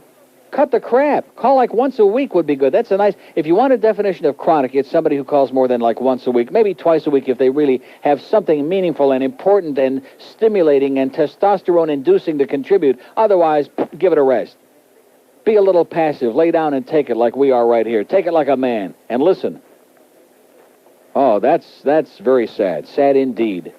The green line is open, which is also sad indeed. I still say, what are we going to do with this line where the BellSouth line used to be, and with the green line? Let's have another Dade and another Broward. Let's have some phone lines, which I'm sure that would be cheaper than that goddamn 800 line, which every time somebody's on hold on there, they're paying up the nose, right, on an 800? Like the meter running. At least some lines that might get, and I underline might get used once in a while when we got something to give away. I mean, when we have something to talk about. But that green line, man, this Palm Beach thing, who the hell are we hosing, man? There's nobody in the world believes we got anybody listening in Palm Beach. Thank God that we canceled that thing at the Boca Town Center, that we never got in there. That would have been the biggest... I mean, to schlep all the way up there to Boca and sit there looking at an empty wall? Who the hell was the broad that was sitting looking at an empty wall? She had written a book, and she did an appearance in a mall. They had it... I was watching it on the satellite news feed one day about 10 days ago. The wife of some entertainer, also an old actress. I can't think, not Lauren Bacall. They line up, all the old bags line up for Lauren. But this was some other bag. And she was sitting there alone. And they had like two security guys. Nobody came by. Nobody, they had made an announcement in the mall. And she just sat there, staring off into wilderness. Here's Fort Lauderdale. Hello. Fort Lauderdale. Going once. Up yours. Here's Otis. Hello. Neil. Yeah. What's happening? How you doing, sir? Good. I don't know. This town seems pretty dead. They got Gary Shandling coming down. They got what? They got Gary Shandling coming down in concert with Sherman Hemsley opening up for him. All right. Oh, that's pretty heavy duty, man. Are you gonna go? Is Sherman? Yeah, I'm going. I'm going to be right over there. Is Sherman going to wear his tutu or what? Oh man, he's going to be wearing it all with Tom Willis at his sidekick. Mm-hmm. Anyway, if you want real entertainment, you got to check out the band Carnival. Excellent group, man. Yeah. Freddie Tacos on drums, Al Necklace on bass. Okay, have a nice life. Call up Phil and talk about local entertainment. We have an Opal line in Dade, 751, one in Broward, 524, and the green line, which today is the last day for the Florida Watts line, by the way. I'm insisting they take that out. If we have to do without BellSouth Mobility, we definitely can do without that, because it's like a slap in the puss to sit here and look at that thing. And then the minute that I give away the CDs, which I do have the raspberries that I'm going to give away in a minute, 1-800-944-9463 on the green line. This is your last opportunity, and you lose it. And that's a promise. Fort Lauderdale on the purple line. Hello? Hello? Cellular 1 line. Nobody there. Okay, thank you so much. Here's Pembroke Pines. Hello? Hello, Neil? Yes, sir? First of all, Forrest Gump movie, I think. Yes? I think that guy just really, he felt that was him, so that's why I think he likes it that much. Wouldn't be surprised. I think he can relate to it. I think he can really associate himself with that. And when a guy's got a friend who's so illiterate, he says, I know that guy, and he spells no, N-O. What does that tell you? And A asshole. Everything you need to, N-O. Yeah. But anyways, that Ron Bennington guy yesterday? Yeah. What an idiot. I don't even know why, people would even call in and talk to that asshole. He was pretty pathetic, wasn't he? He was giving a sad story, and then all of a sudden somebody asked him a question, he goes, buck wild on him. He goes what? Buck wild. Buck wild. Yeah. Buckwald? Art Buckwald? Yeah, like buck wild, same thing. Buck wild, yeah. Yeah, Ape shot. I wouldn't even give that guy the time of day, because his show really sucks. In other words, you wouldn't give him $100 that he needed for a couple of meals either. He probably wanted to eat at Donatello's, some expensive, fancy restaurant, too, If I saw him on the side of the street, I wouldn't even give him 2 cents. Good thinking. Have a great day, pal. Okay, see you later. He probably wouldn't even eat a Crystal, and they got a great Crystal over there on Dale Mabry in Tampa, right across from the from Donatello's, as a matter of fact, right across down the street a little ways. There's a great Crystal, and you get like 600 burgers for $1 there, I think. And if Ronnie would just, budget his bucks a little bit better, he could probably stretch it out. I'll tell you. You know what I'm going to do? The rest of the day, just take your radio, put it by the window, crank it up as loud as it'll go. If you're in your auto right now, just roll down the windows, crank it up. They are, I'm telling you, stupid would be the utmost compliment I could pay to the American people. That would be a tremendous compliment. Stupid, ignorant, retarded, mentally deficient, mentally missing. What is it? I mean, what can you say? But the guy had a point. Ronnie B sounded like a dodo bird to me yesterday. I had the balls to come out of here and beg for food. That was really... By the way, when's our lunch coming? It's here now? What are you pointing at? Starline's ringing. Hello? Hello? Hello? How is that possible? Now, what was that? The Star line, the BellSouth Mobility line, if you have BellSouth Mobility, just do us a test, okay, like an EBS test. Just pound, don't pound it, just star it. Star IOD real quick. It just rang.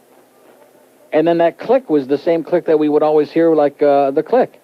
Star IOD, baby. If not, then you know that came from the inside. That came from BellSouth Mobility. Do you know what I'm saying? What is that? What are you, like, shaking your head about? I tried to get through on the line today earlier when I was out. No, but it just happened now. Just this moment. Or it's somebody in this building. It's somebody inside the building? Could be. In the back. In the back?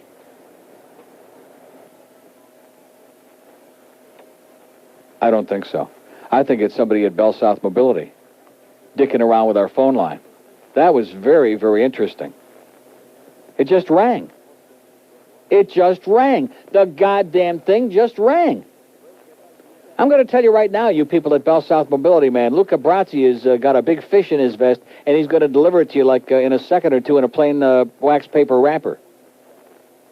We have an open line in Dade, 751, and it's not evidently still working on the outside, but somebody on the inside somewhere. What's the word? Is that about the line? That was Jeff.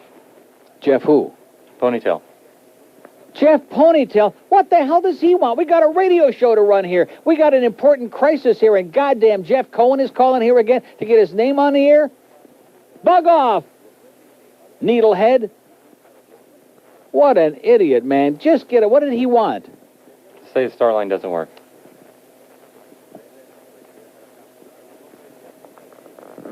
Not the only thing that ain't working, I'll tell you that. Here's Pompano. Hello. Hello. Yes, sir. Down on vacation from Windsor, Ontario. Hey, Windsor, how you doing? How's Windsor Raceway going? How's that Marty Adler doing up there at Windsor Raceway, eh? Marty Adler's doing fine. I see him on a satellite. I see him on the old satellite every night. Marty Adler's still calling the races. He's 100 years old, eh? Yeah, he got divorced last year. Did he really? Yeah. Well, he sounds like a sourpuss, to be honest with you. Casino Windsor's going great. The casino's going good? Oh, they're doing over $1 million a day. Unbelievable. They're probably killing the track, eh? It's hurting the track. Well, that's the breaks. You know, you got to give the public what they want. You got to give them the action. Well, that's for sure. Public wants some action, man. Ed Jovanowski's butching up. All the goons in the league are taking a run at him, so yeah, he's sort of holding his own there. In what league? He's in the IHL, the AHL, the OHL. OHL. The Windsor Spitfires. All right. And how's Don Cherry holding up through the middle of all this? And Bob Cole and Harry Neal, which, by the way, those guys are getting paid, in case you didn't know that. Yeah, they got a good contract. They got a hell of a deal. They're getting paid. They're sitting on their ass. It's a great deal. They sure have. Don Cherry's watching all his old tapes, huh? In closing, I want to give you the starting lineup for the Maple Leafs, 47-48. Oh, a little bit before my time, Pally, but go right ahead. Bill Barilko, Garth Bush on defense. Yeah. Peter Kennedy at center. Foster Hewitt in the gondola, right? Todd Sloan on left wing. Foster Hewitt in the gondola, right? And who was on the Hot Stove League? Oh my God. What's that guy's name that Red? What's his name from the Toronto, from the newspaper, Red something or other? Come on. Red Fisher. Red Fisher, there you go. Here's a man who knows his hockey, eh? Here's a man who knows something. I can't believe it. And Bob Davidson. There you go. And John There's Davidson. Two of them I can remember, along with Foster. Foster's making a comeback, by the way. They're going to dig him up and bring him back for the 50-game season this year. Went down to Peaches and bought your best of Neil. Thank you so much. Did that for my grandchildren. I sent it down to them. Beautiful. So I enjoy your show, and I just wanted to tell you that. I'll see you at the Gardens, eh? Hey, okay. How about that? See ya. Bye-bye. There we go. One of our good old Canuck guys. See, those Canadians, those English-speaking Canucks, they're the good guys, some of them. But those frogs, man, look out. Just burrow a hole in the ground and dive in deep. when those frogs come looking. Now, that wasn't you guys diddling around with that star line in there, was it? It was not on the inside. Huh? We don't diddle. Yeah, yeah. Here's the guy who played the diddler on Batman himself right in there now. The diddler, the biggest diddler of all. But anyway, that was from the outside. BellSouth Mobility is porking us. I'll tell you that right now, man. Guaranteed. They are porking this radio station, and I personally am thinking right now of filing a massive goddamn lawsuit. I mean, if they want to yank the line, that's one thing. If they want to try to censor what we say on the air or what you folks out there say on their phone, then that's another thing.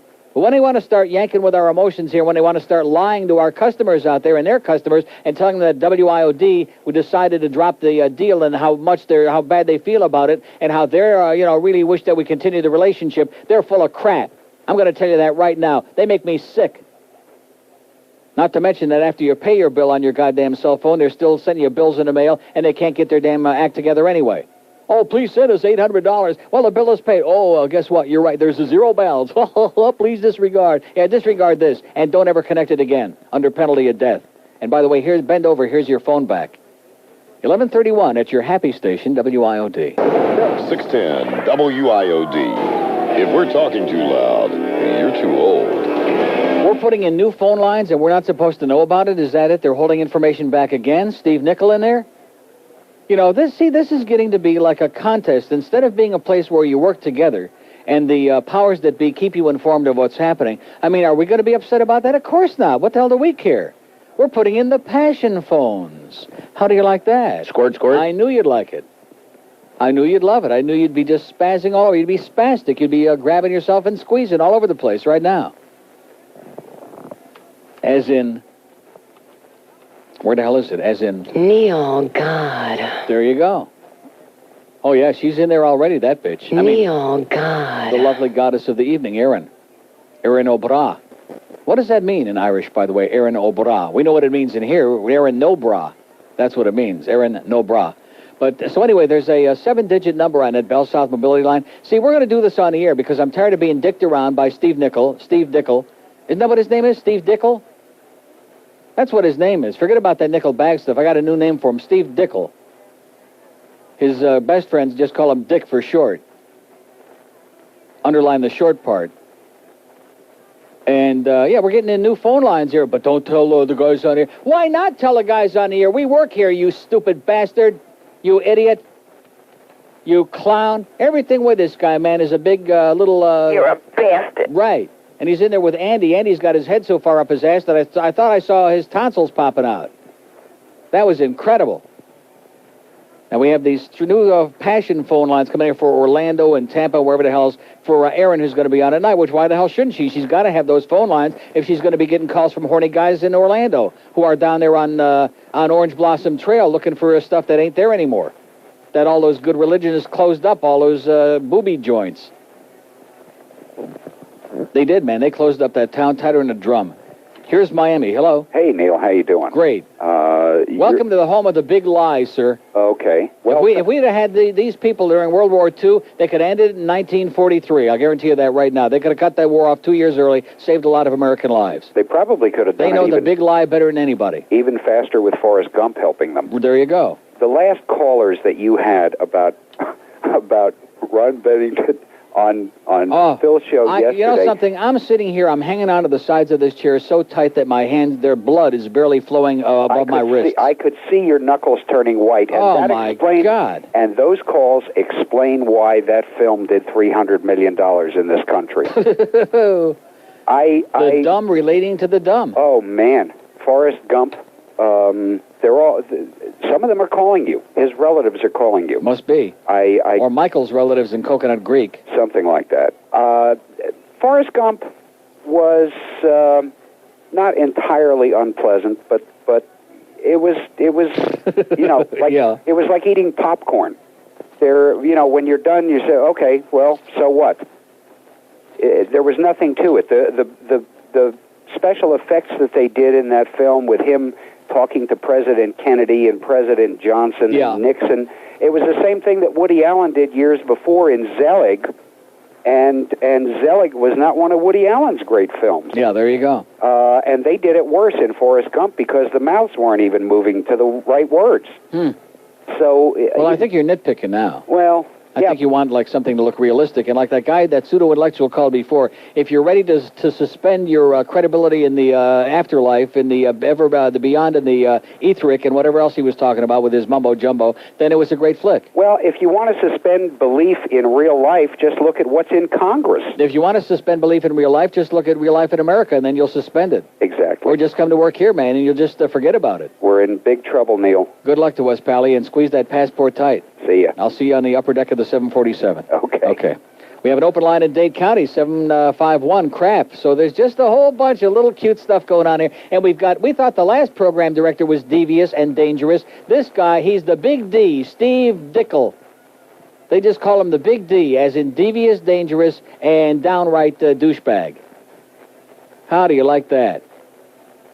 You know, instead of just sitting us down and talking intelligently and openly and honestly with what the hell is going on in here, so now I don't believe anything he says. At this point, his credibility is the big zero. None.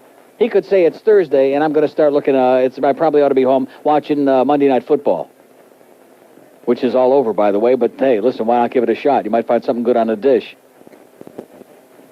Speaking of something good on the dish, where's that lovely lunch we're getting from across the street? Free. It is free, by the way, isn't it? Because that's all I need is to have you talk me into getting lunch and then find out I'm paying for it. That would be... Not that I wouldn't, of course, Jason, because you do a hell of a job and you're starving. Okay, let's continue with these fantastic calls as we work together. This is what I want. This is what we need to do, is to get together and work together and hold hands like those football players in those bowl games. Not... I'll let you know which guys I'm holding hands with. Here's Hallandale. Hello. Neil. Yes, sir.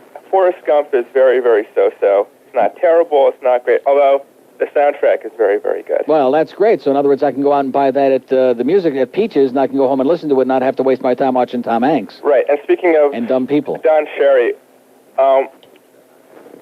Yes? What do you think of his shtick and his whole bit about Swedish hockey players and all that stuff? I think he's great. I love Don Cherry, and yeah, there's certain things when he gets into... He does cross the line, though, when sometimes. He gets into that big homophobic thing, and he did that business about Pavel Bure and looking like unisexual... What about the Finnish hockey coach 3 years ago that he called Alpo? Yeah. You hear about that one? I know, but he's still funnier in hell. I like Don Cherry. I think he's great, and he's on my Leaf broadcast, and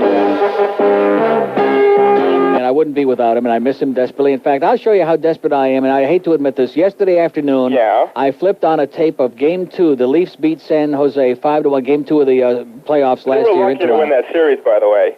They were very lucky. I know, Game 6, the puck hit the crossbar. I saw it. I've got that on tape, and it hit the crossbar in overtime. And even Bob Cole says, they score, it hit the crossbar. He started to call a goal, and but they did it, it didn't go in. I'm a big Habs fan, Neil, sorry to tell you. Oh, Jesus. And this Saturday on CBC... Huh? Saturday on CBC, I think they're going to show the 7th game of the Canes-Bruins series, 79. That's the game that cost Don Cherry his job in Boston. The too many men on the ice in overtime. Yeah.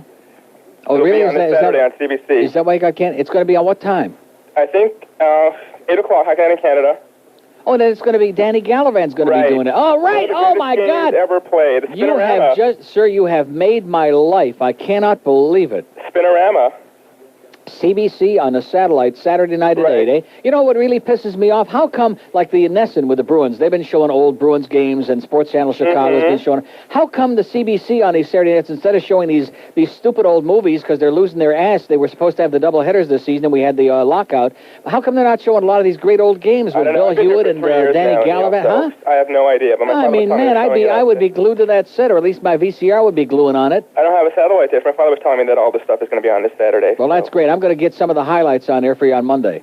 Great. And by the way, Red Fisher is not a Toronto sports writer. He's with the Montreal Gazette. Oh, I know that, but he used to be on the Hot Stove League. Right. And he's a horrible writer, by the way. He sucks. Who was the Toronto guy that used to be on? You're not old enough to know that. Was it from the Hot Stove League? Yeah. Was it Frank Warren, maybe? No. Was it Neil Young's father, Scott Young? Scott Young. Yeah, he's Toronto Globe and Mail, is that what it is? Yeah, he is the father of Neil Young. There you go. Well, nobody's perfect. And he's an alcoholic, or I think he was when he was working alive. on it, yeah, like Jeff DeForest. Okay, All right, thanks Neil, a lot, take it eh? easy. Have a great life. Okay, bye-bye. See ya. See you at the Maple Leaf Gardens, eh? Oh, that's great news. They're going to have the Bruins and Canadiens on there. Don Cherry behind the bench. I wonder if they're going to have him on the telecast making alibis. He's great. I love Don Cherry. I don't care if he is, like, very uptight and homophobic. That's all an act anyway. He's a funny as hell guy. He probably would like a date with Pavel Bure. He'd probably like to be Pavel Bori. And why not? We have an open line on the purple line at Pound IOD, as Bob Prince would say, and why not? If he were alive to say it. See, all the great sportscasters are dead, and what do we get? We get Harry Callis. Gee, I can't get over that. I can't get over the fact that you people accept the idea that Harry Callis is alive and on the air somewhere. How is that possible? The man is off speed. He's got like a tape inside his larynx, and it just keeps stretching and stretching. One day it's going to break right on the air. He's at the 30, the 20, and that'll be it. What are you doing in here, Steve? What are you potchking around with now? Oh, wait a minute. Here we go. Getting passionate. It's a good thing that I found that little bird under the door that whispered in my ear, that hummingbird that was humming. Hi, Adam. Yeah, oh, not Adam. It wasn't Adam that said it, was it? I think it might have been. Because Adam don't want to get himself in trouble with the PD. Does he?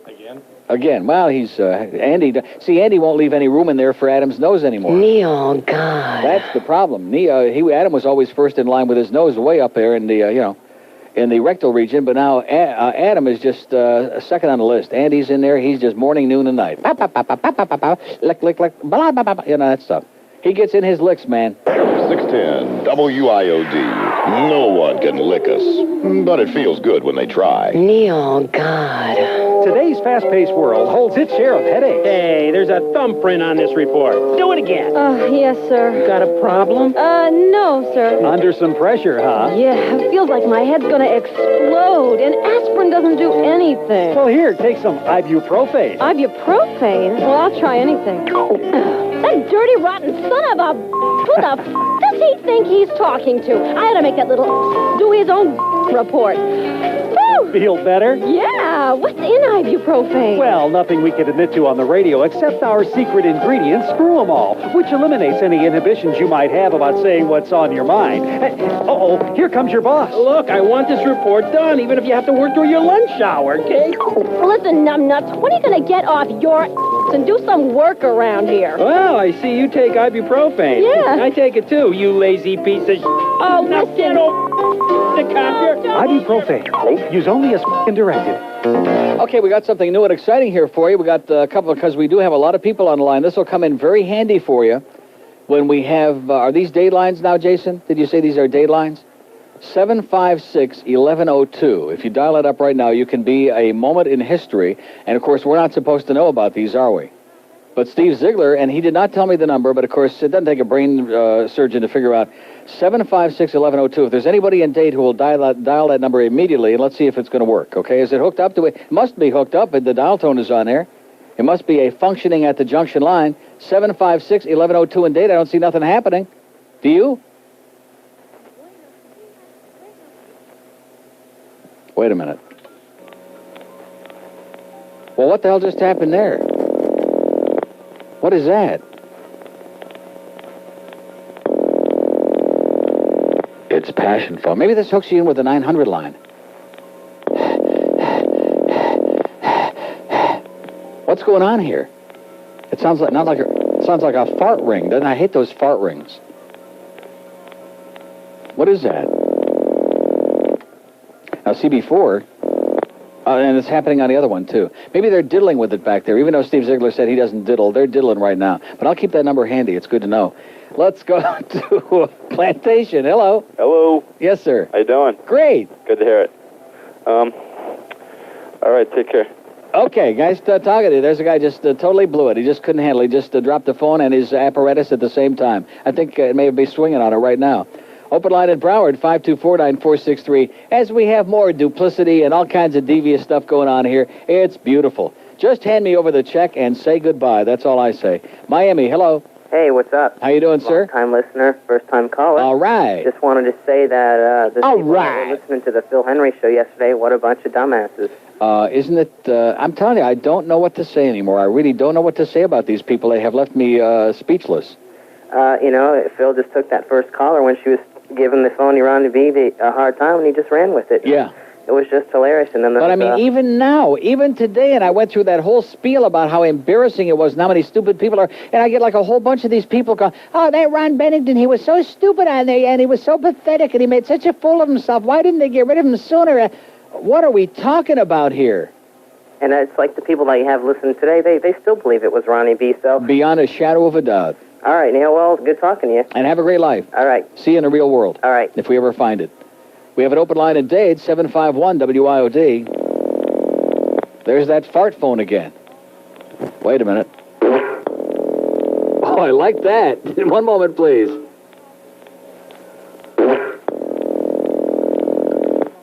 Maybe we can hook it up with some... I love it. Okay, we'll work on that thing. By the way, when we get that number ready, it's 756-1102. Let's go to West Palm Beach. Hello? Hello, Neil. How yes, are sir. you? Okay. Forrest Gump, the greatest movie in the history of mankind. Not. Okay. Oh, well, two for one on that deal.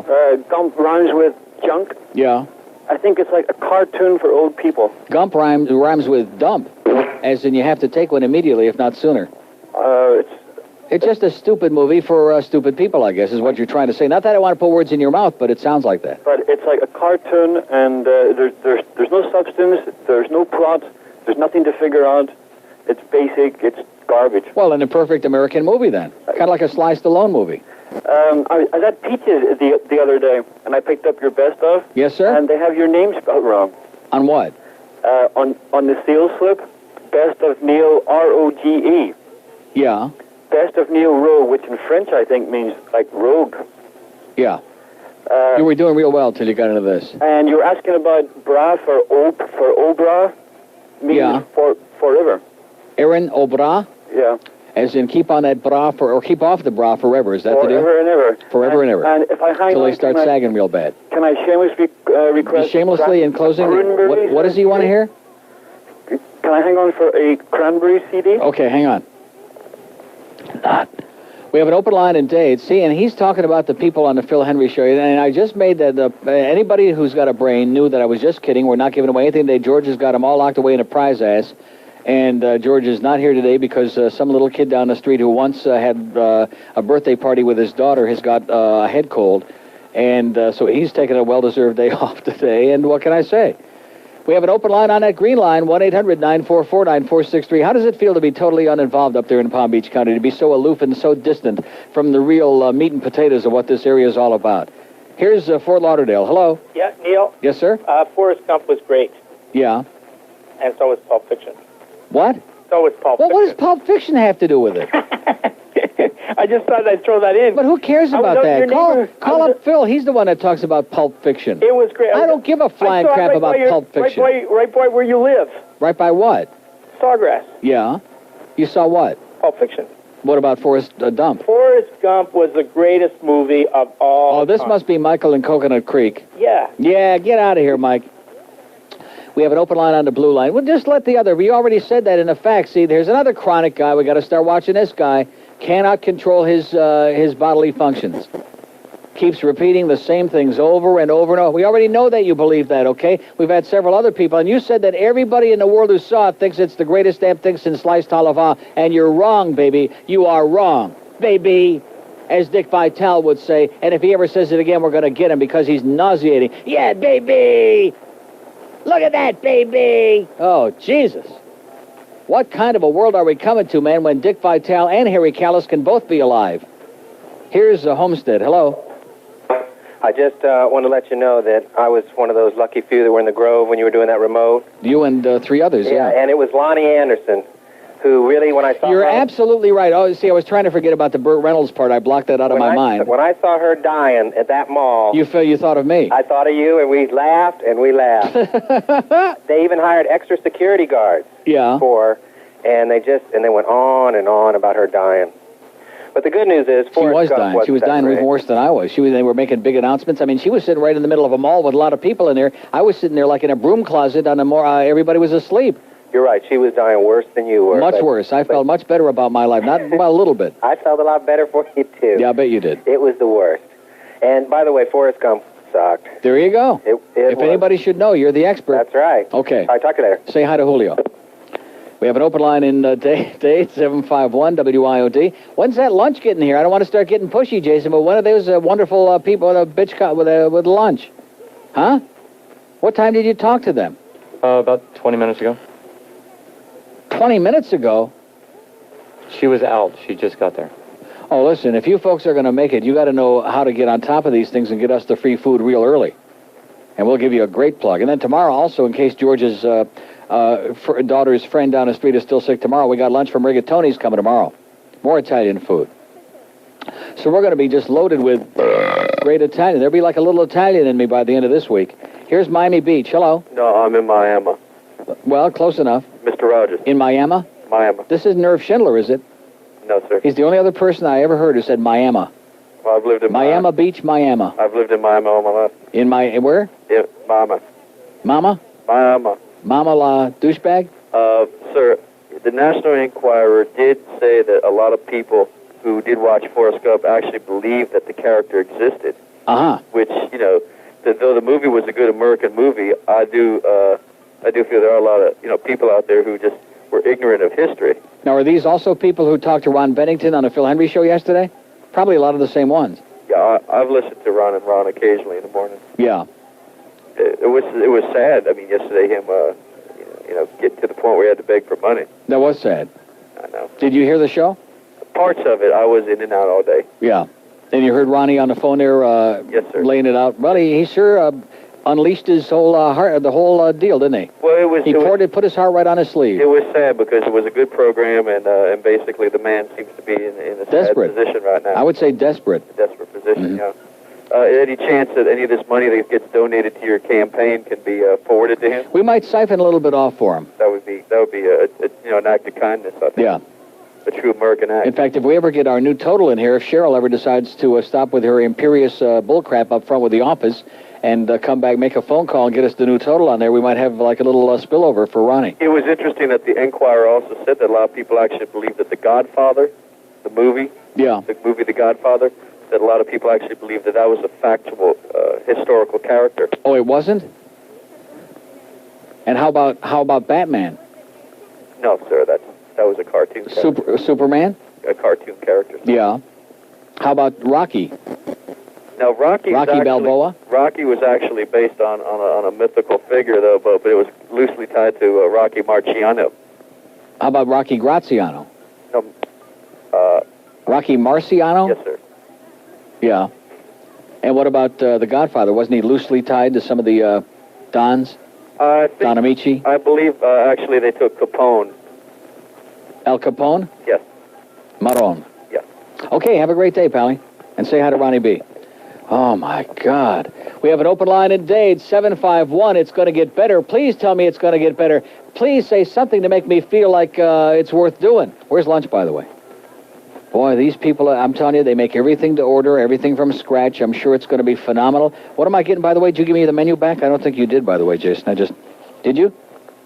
He's still got it in his hand, and the menu, too. Here's Pompano. Hello. Hi, Neil. Buenos dias.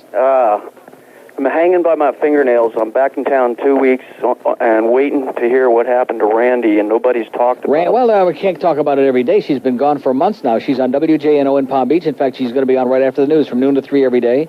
And she's dying a wicked death up there, but she was smart enough and had the big cojones to tell these people. Sister Mary. Mandich. Jesus. If he wants me to sing God Bless America and pasties and a G-string up here, I'll do it. News, Talk, and Entertainment Radio, 610 WIOD presents The Neil Rogers Show. Yes! To talk with Neil, call 751-WIOD in Dade, 524-WIOD in Broward.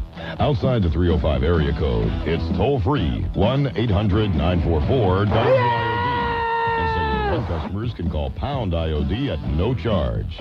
Now, The Neil Rogers Show on News, Talk, and Entertainment Radio, 610 WIOD. Tengo mucho pellejo, pero no tengo punta. Tired of the same boring old communion wafers at holiday mass? Open wide, Billy, and prepare to receive thy Savior. Oh, geez, Father O'Malley, wafers again? Now, Billy, this isn't just any wafer. It's not? No, through the divine miracle of transubstantiation, I've turned this ordinary wafer into the divine blessed body of Christ. Well, why does the body of Christ have to taste so yucky? Spice up your next communion with new Christ-A-Roni.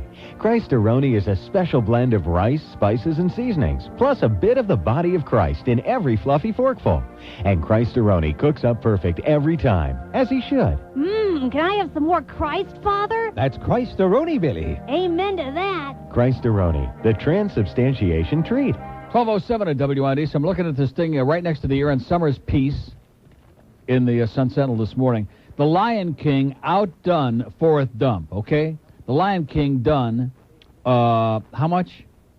$300.4 million, the year's highest grossing film, and Forrest Gump, total sales of $298.5. Well, if I didn't see The Lion King, which was number 1, why the hell should I go see Forrest Gump, which was number 2?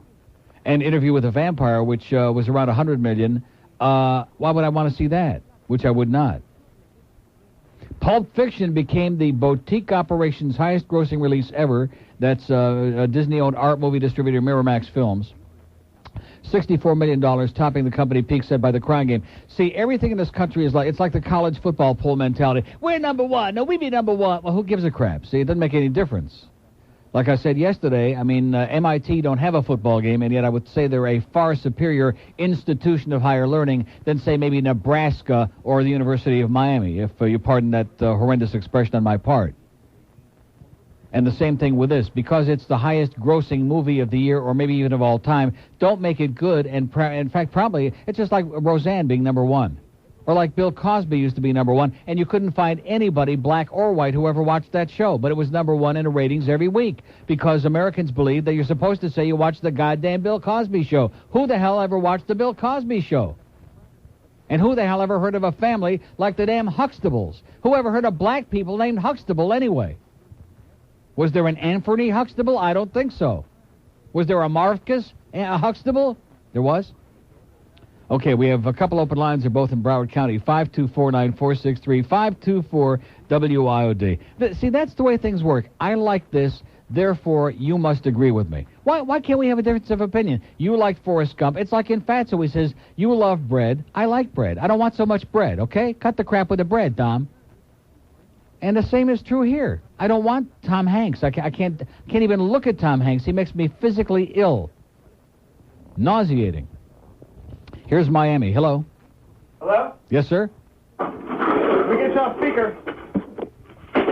Neil. Yeah. I had a sounded like a dangerous trip there back to the phone. Yeah, I fell off a little apparatus here. I wonder if the phone company has insurance to cover that, just in case. I sure hope so. Oh, I doubt it. It's a pretty large thing. A big thing, yeah. Oh, a huge thing. So I had a dream about Forrest Gump. Yeah. Last night. Forrest Stump? Yeah, sure did. Well, no, it wasn't a stump. It was you'd be surprised. I would be. I guess. I'd be shocked. Well, sort of shocked, maybe mildly amused. But what would you like me to tell you about the dream? About the dream or the movie? No, the dream. I didn't see the movie. Is this something we can discuss, or do we have to wait for Erin Somers on Monday night? No, I'm going to call her and tell her about it, too. Really? Yeah, I heard her little thing the other night. I thought that was something else. You heard her little thing? Well, Neil, God. There's her little thing right there. Her show sounds very interesting. She's so breathy. I love it. She's I know. Very breathy. A lot of breathing going on there, yeah. Well, yeah, I guess breathing. Like the 900 phone lines. That's why it's, did you see the thing? You're in the where? Oh, you're in Dade. You wouldn't see the Sun Sentinel. Yeah, the article in the paper this morning has their big picture, not the best picture, but not too bad. And underneath her picture it says phone sex. Yeah.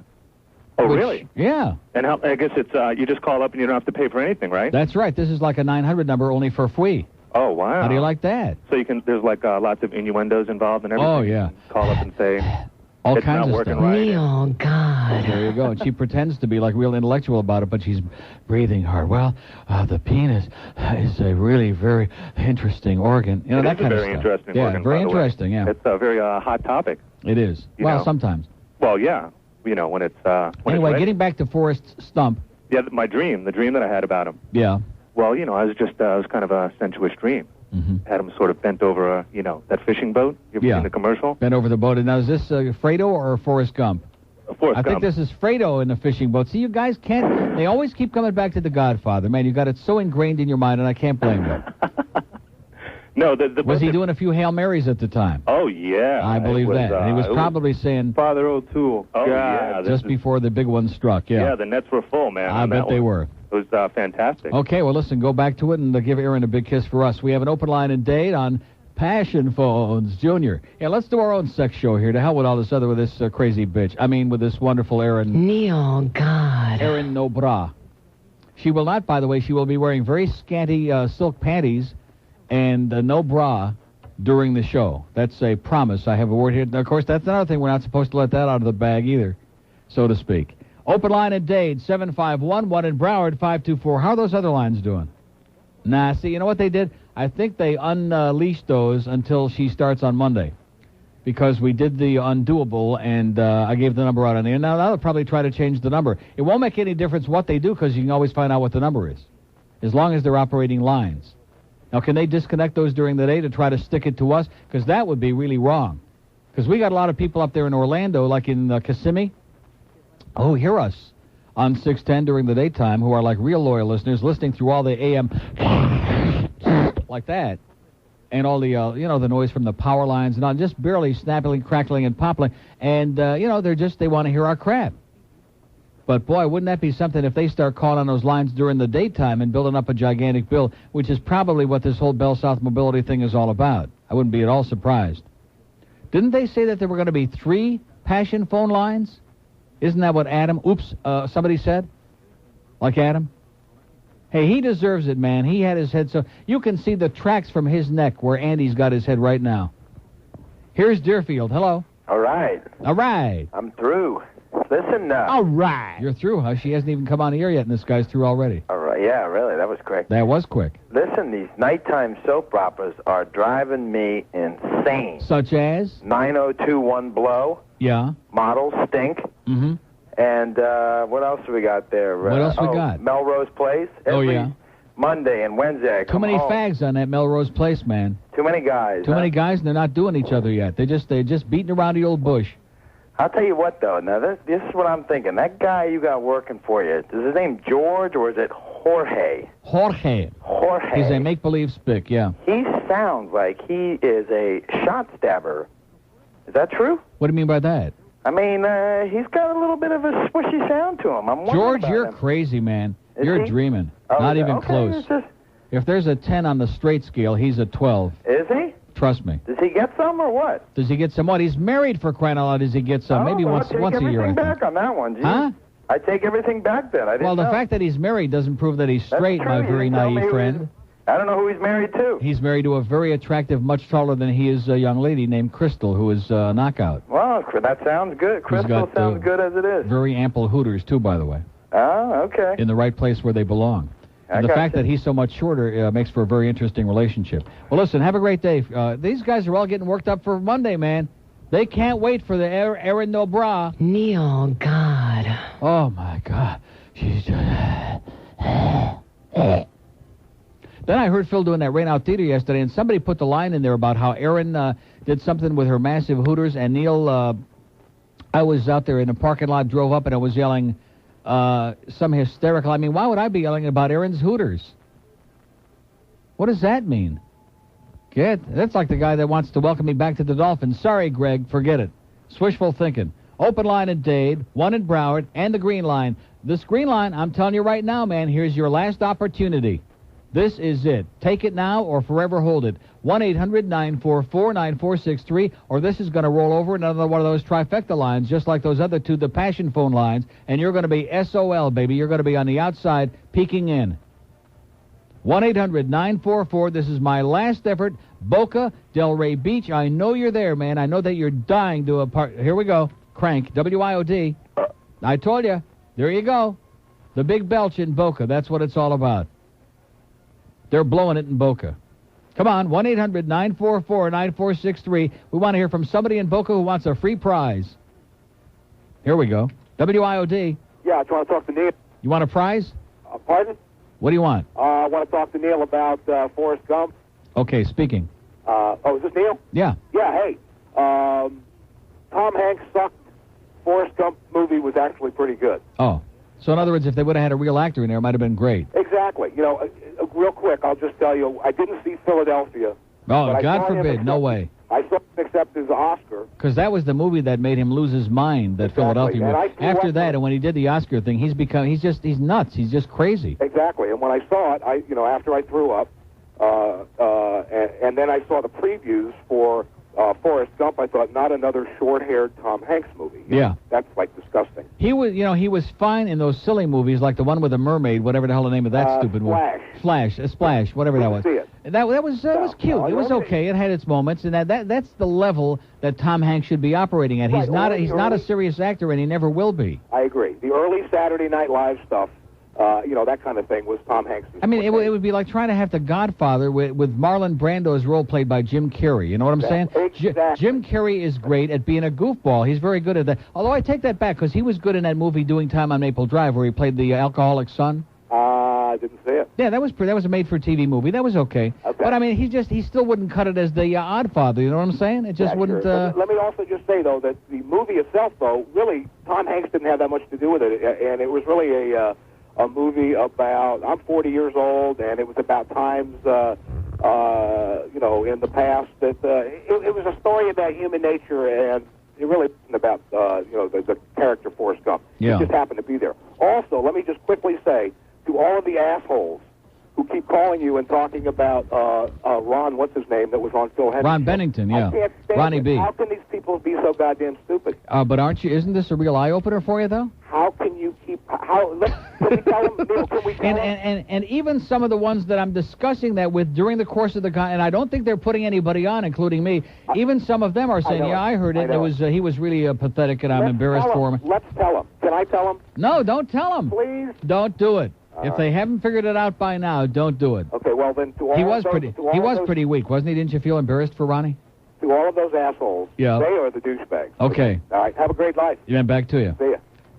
Yeah, I thought he was just unabashedly shameful with that thing about the begging for money, and he hasn't eaten a good solid meal in 10 days. And, I mean, they are still on the air like 8 or 9 markets. And I just don't understand how a man could grovel so badly and do all that crap. But, hey, we sure don't want to get those Ron and Ron people upset because they tend to be very, very thin-skinned and have a very, lack much of a sense of humor, which if you heard the show, you'd already be aware of that. And I see our fantastic lunches here today, which we appreciate so profusely. And here she is. Wait a minute. Finally, after hours and hours of begging and pleading, no wonder both her husbands ran out screaming and just, oh, my God. How many hours can you beg and scream and yell and plead? There she is. The Princess of the Nile.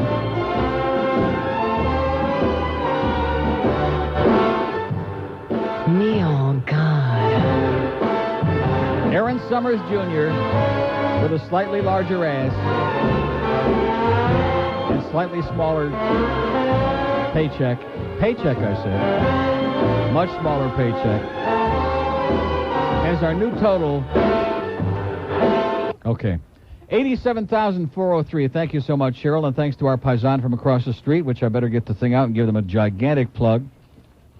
I bet you guys have just been dying for us to order food from across, right? Anna Capri, which is right across from WIOD and Channel 7, right across the street here.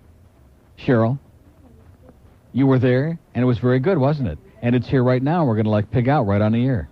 And thank you so much, sir. Okay. And we'll be calling on you again, of course, on the day of your daughter's wedding. Okay. That's beautiful. Are you going to unwrap that for me, Cheryl, or are you just going to... I thought it was the queen. You are. That's why you're unwrapping. No, she can handle it. I don't want to keep you from your appointed rounds. You have some soup also. Zuppa? Zuppa de minestrone? Zuppa de pasta fagioli? That's right. All right. Excelente. So, I got that thing for you, by the way, Cheryl. I'm so delighted that you're here, almost. Okay, hey, listen, we don't care because the management is lying through their teeth to us about all sorts of things, and we're used to that, and Steve Dickel is in there just doing his thing.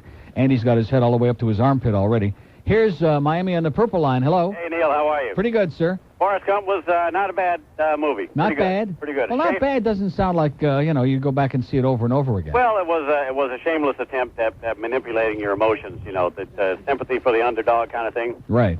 But still, it was a good movie. Okay. I had other things to call about, but listen. Well, please, no, I don't want... Listen, I'm not spending 4 hours on Forrest Gump, No. The thrust of my call... What is the thrust? Can I say that on the air? You can only say it on the Erin Somers show. Neil, God.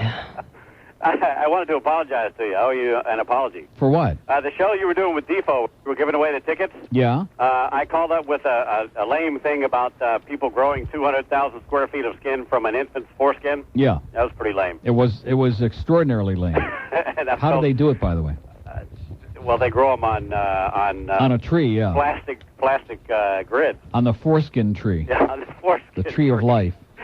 And, yeah, I was pretty embarrassed about that, so I'm trying to cleanse my soul. See, if you wouldn't have said that, we would have forgotten all about it, because it was a very forgettable moment if you just slid right on with it, just like we do on this show. Well, it occurred to me later that, you really only need, if you had 2 of those things, you could give Roseanne a whole new look. There you go. If I had 2 of those things, I'd be busy. Have a great day, Pally. In closing? Yes? A little something from Phil Hendrie and Brian Cox to close out this call. Yeah. I'm smart. Yeah, if you're so smart, suspend disbelief. Okay. Not bad. See you, Neil. Okay. Do we have... What is that? No, I don't want 85... Oh, I see. In other words, he brought a bunch of different things. Is that what you're telling me? Look at Jason's face just lit up like a Hanukkah bush. Well, the stuffed mushrooms, I'll have a couple of those, because that was my... But do we have... I don't care what you want. You can have one, but do we have utensils? See, I'm not going to eat this with my fingers. Oh, there they are right there. Well, I'm getting a little psychotic here because it looks so damn good. Now, what is this? Rigatoni a la... Wait, I'll read it. A la Anna Capri. Oh, mamma mia. Oh, this is... Oh. Let me get that menu out again and give them another plug because we want them to stay in business.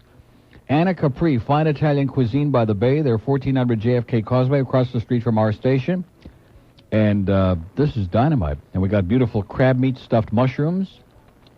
And Jason's standing in there wondering, when am I going to get some of that stuff?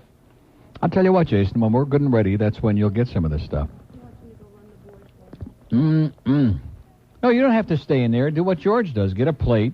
Just get out of there. You can come in here and get a plate and ladle some of your own here. Well, here, put it back over on that side so we can get some of this, and then I'll... You can have whatever you want. There's enough here for the Chinese army, and it's hot. Jesus, God. Excuse me. We still didn't do the first break yet this hour, did we? Let's do it right now. No, just just a little joke. We got plenty of time. Relax. We have no business. Because the sales department is... Here's Miami on the purple line. Hello. Hello, Neil Rogers, please. Speaking. Neil Rogers. What do you want, Woody? I'd like to know... Yeah, get out of here, Woody, you asshole. That was Woody, just in case you didn't recognize the voice. There's a guy who cannot change his voice no matter what, because basically, when you got a big one, you are a big one. Isn't that good stuff, huh? Rigatoni a la Anna Capri. Mamma mia, that's Italian. That is delish. Rhymes with... We have an open line in Broward, 524-9463. How's that other line doing, huh? That working? No, they're still... See, they still deadened that thing up, and the line, too, because they don't want us to be able to use it, and they're playing with us. They're yanking us around. See, all the newcomers, man... First it was Phil. Phil gets 200,000 tickets to give away to the damn playoff game. We get 1 or 2 pair, and they throw us a little bone. Phil gets 400,000 games for the tickets to give away to the Super Bowl. We're not going to get none. Then we got Erin Somers comes in here now, and, of course, Erin being the goddess. Neil, God. She's got 75 private lines. She can speak to everybody from Orlando to Nashville to Memphis, Tennessee to Boston, all over the goddamn country. Not for those assholes that work in there who've been there too long. If you've been here more than 6 months, you're out, okay? You're your old hat. Just to hang on, pick up your check. And speaking of check, where's my goddamn paycheck, Sharon? Here's Miami. Hello. Hey, Neil. Yes, sir. I called that number that you said, that new number, and, they answered the phone. They said yes.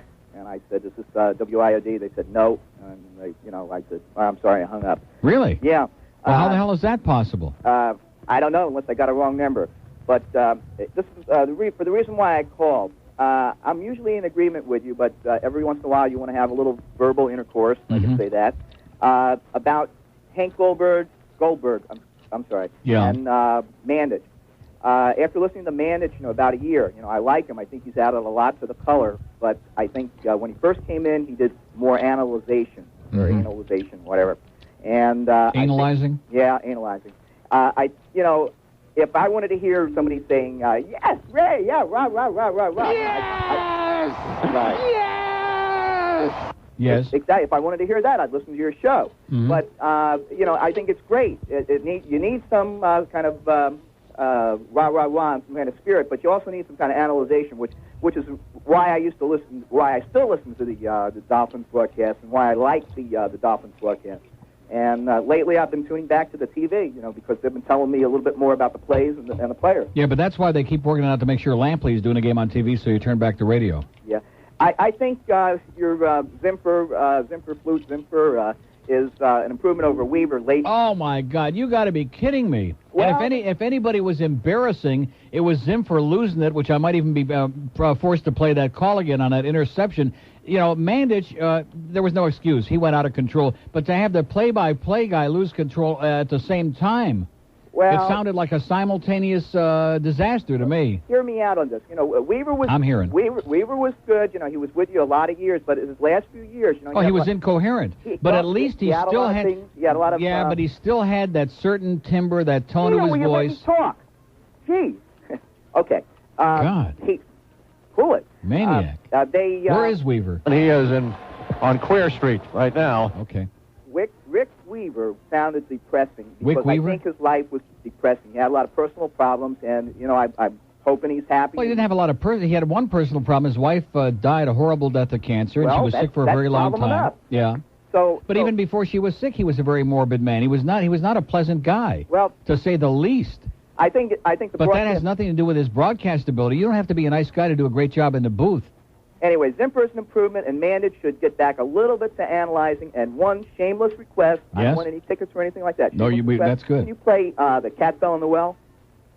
Pussy in the Well. Yeah, I don't want to say that. Why not? Well, okay. Pussy cat fell in the well. Well, my cat isn't here. She's on vacation. Well, I hope she's well. She's coming back. Okay. Okay. See ya. Andy Calba's in the other room toweling off after a strenuous session with the program director, Steve Dickel, in there. It's 12. We can do 2 breaks this hour. There's nothing on the log. 12:28 at WIOD. Reported. 610 WIOD. If your friends don't listen, get new friends. So Andy says you better beef up if you're going to suck around with Steve Dickel. It's 12:31 at WIOD. We got an open line in Dade County, and I'm a little bit porked off about that right now. I'll tell you, we've been discussing the ins and the outs, the pseudo-intellectual aspects of Forrest and his dump, which, quite frankly, who cares? We went from one extreme to the other. I was just hoping we'd get a couple of people who hated it, and we did. And then this guy, Mike, who started the thing with his facts yesterday. Well, you see, Mike, at least I was man enough to read your thing on the air and discuss this at great length. And guess what? Some people liked it. Some people didn't. Some people thought it was great. Some people thought it sucked. And some people, they don't care. This chow is great. How's the lasagna? Thumbs up. Awesome. Jason says it is freaking-some. Awesome. That's right. He said it is excelente, man.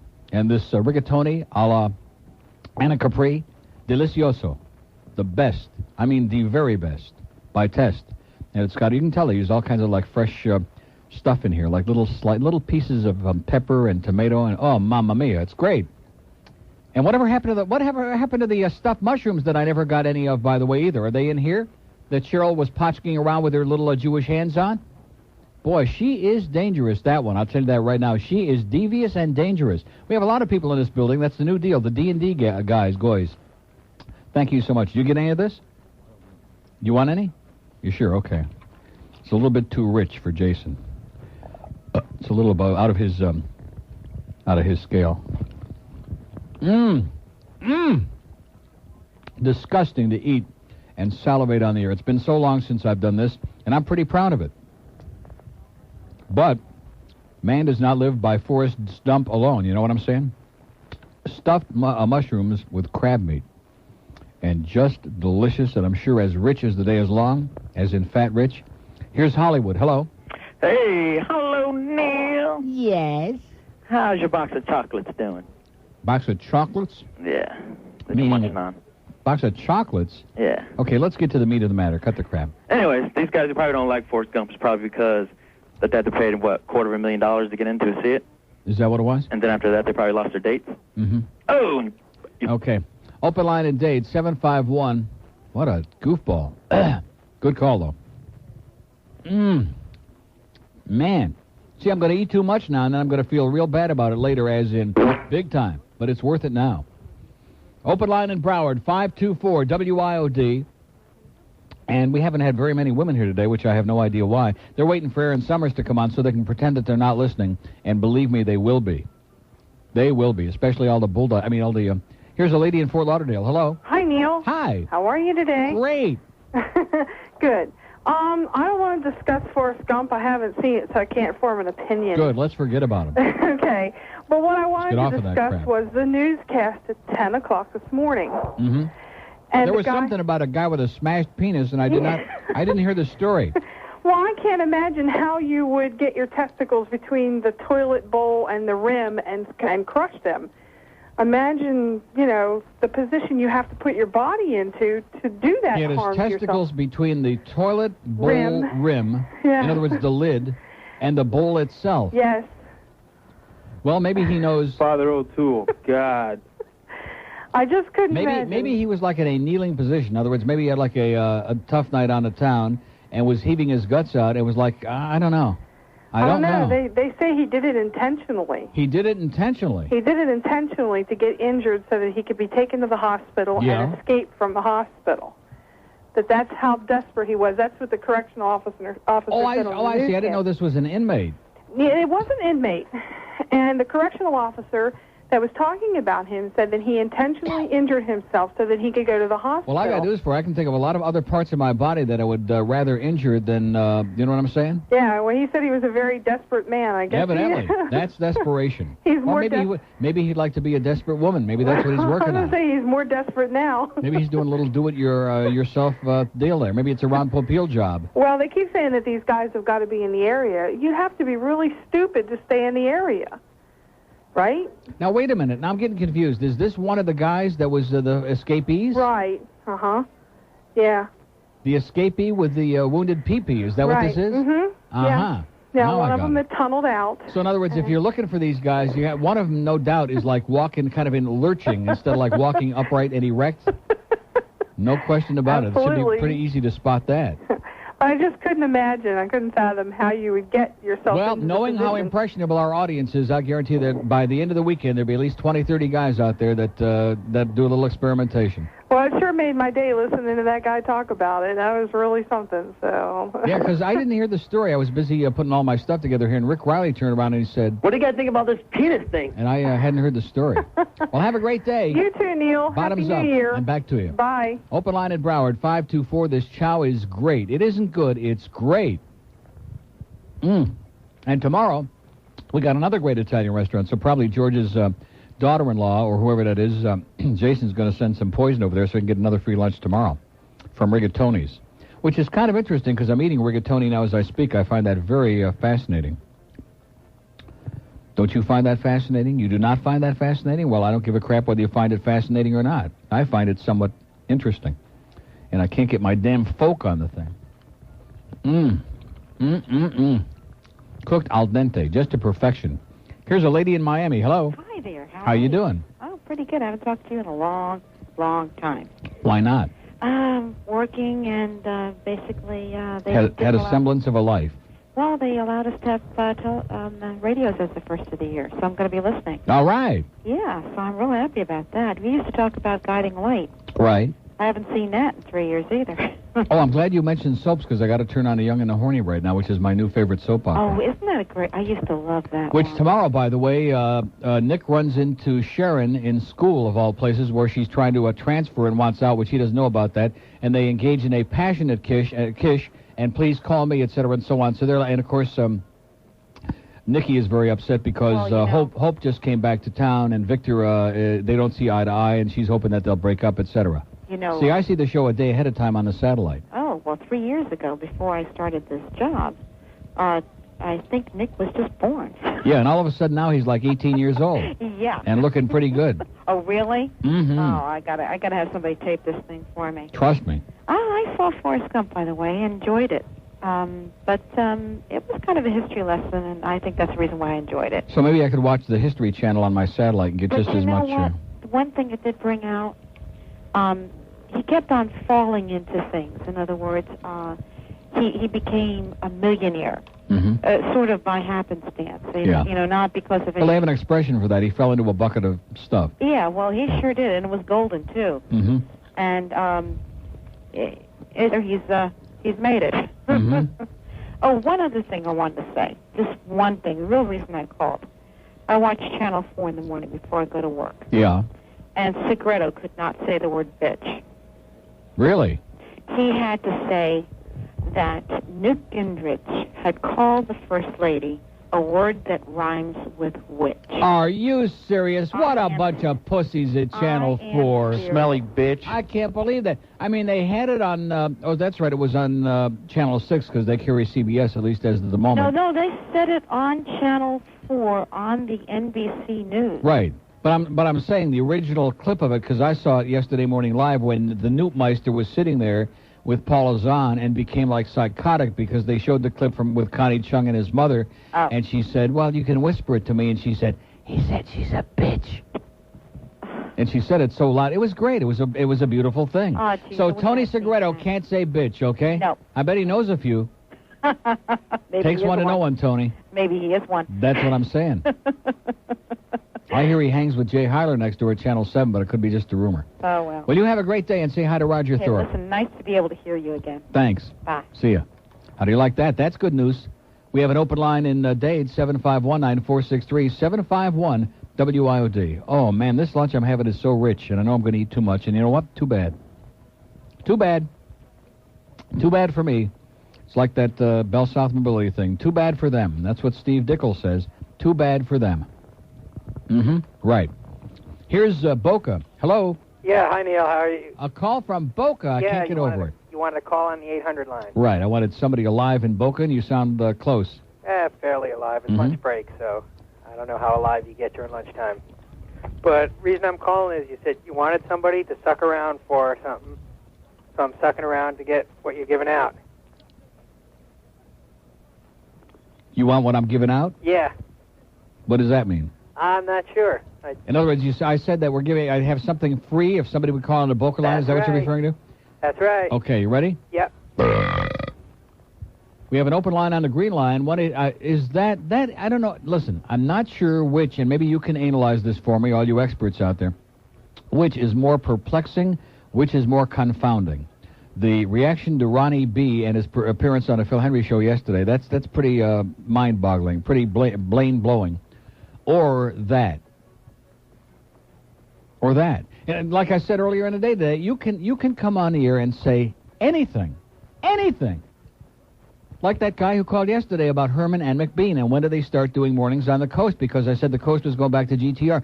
I could say any kind of crap in the world and they believe it. Hot 105 is going to start playing Spanish melodies. All Luis Miguel all day on Hot 105. Tune in tomorrow morning at 6. David K. Jones on the coast in the morning, tomorrow morning at 6, being replaced by somebody with a personality. I mean, you know, is it possible that any of these things could happen? 1242 at WIOD. 610 WIOD. Not quite as much fun as sex, but a whole lot safer. They don't come any better than Neil Rogers or any fatter than Hank Goldberg. And now, here's another exciting offer from Video Treasure Chest, just in time for Christmas. The classic Nutcracker Ballet has become a favorite holiday tradition, but some interpretations are a little looser than others, as this lost classic performance featuring Mikhail Baryshnikov and the New York City Ballet Company shows.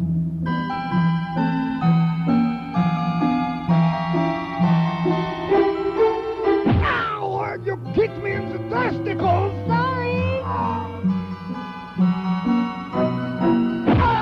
Kicked me in the testicles again!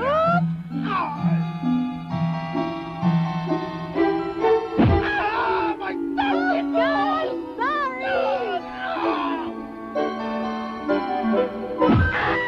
The lost adaptation of the Nutcracker entitled The Ball Breaker Ballet can be yours for just $19.95 in local video stores.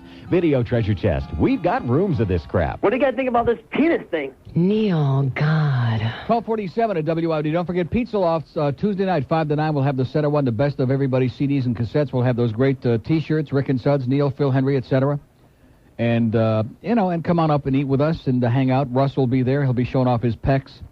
And Jose will I bet you Jose shows up. He'll be cowering in the background, pretending he's not there. He'll be in the tea room, no doubt. Let's go to Fort Lauderdale on the purple line. Hello. Hey, Neil, how you doing? Great. I'm going to tell you the benefit of listening to FM.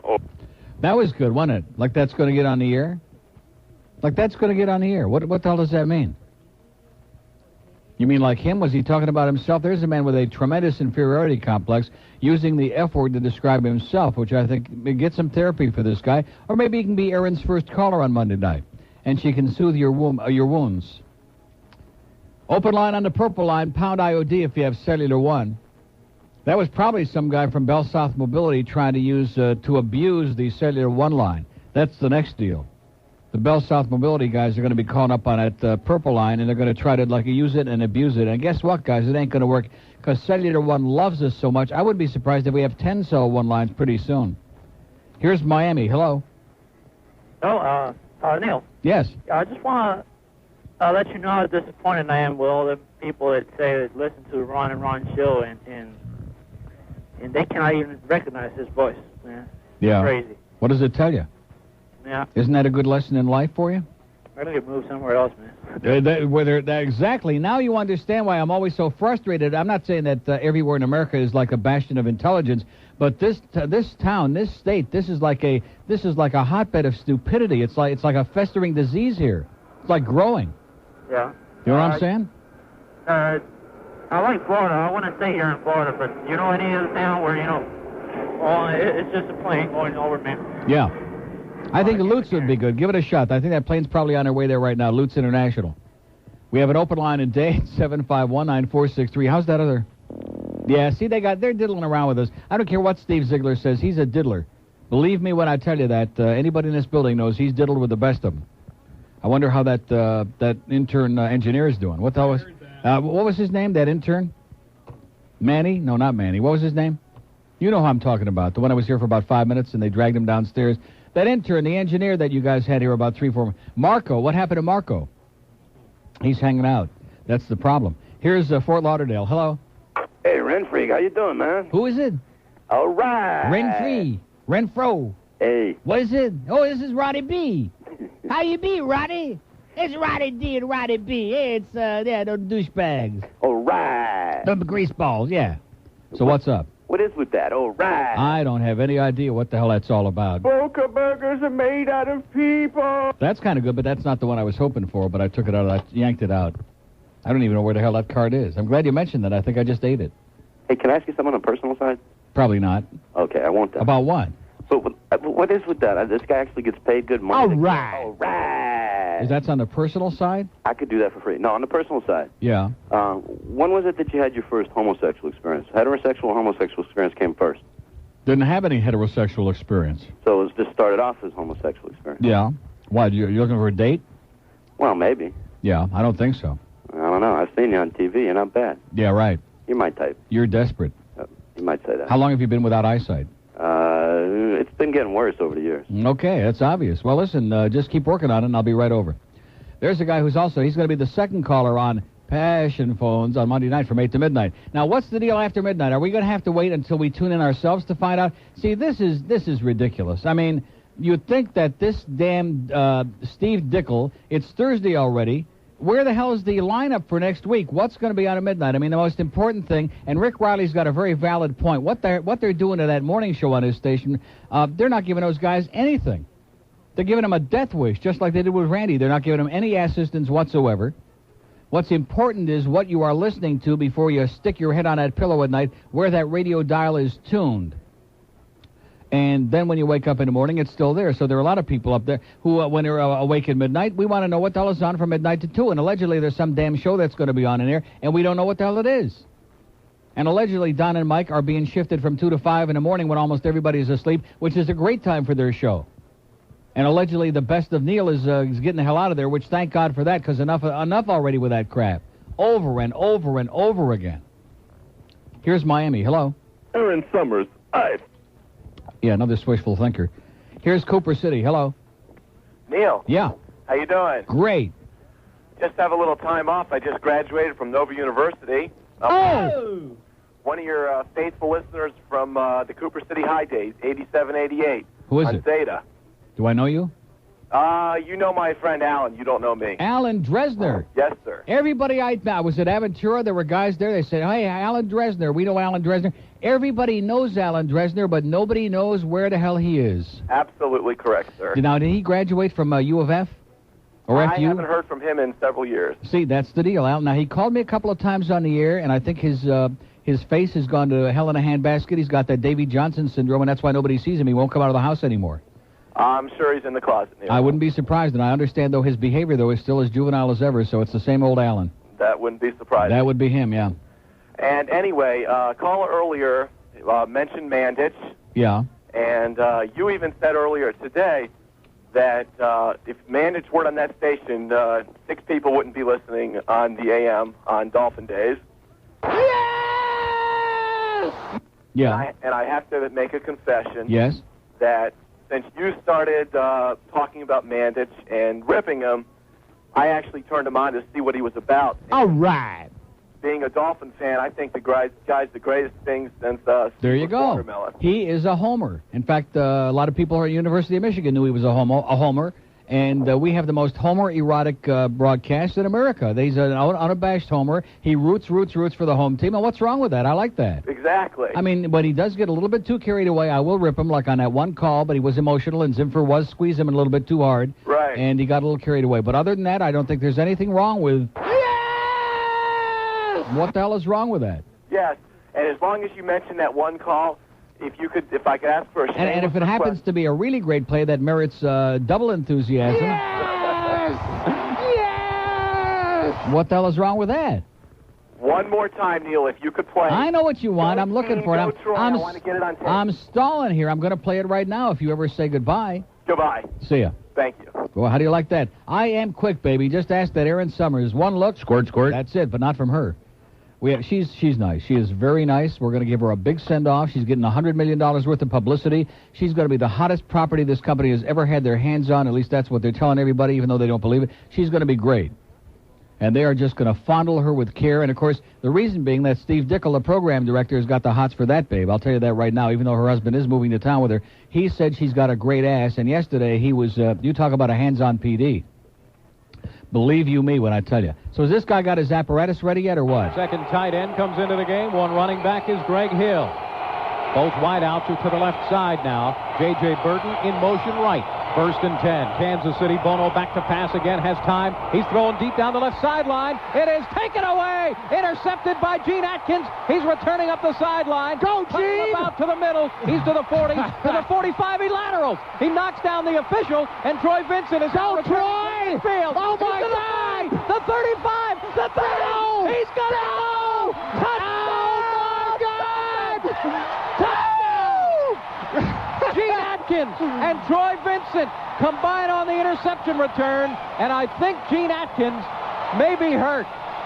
Oh, my God, what a sensational play! Yes!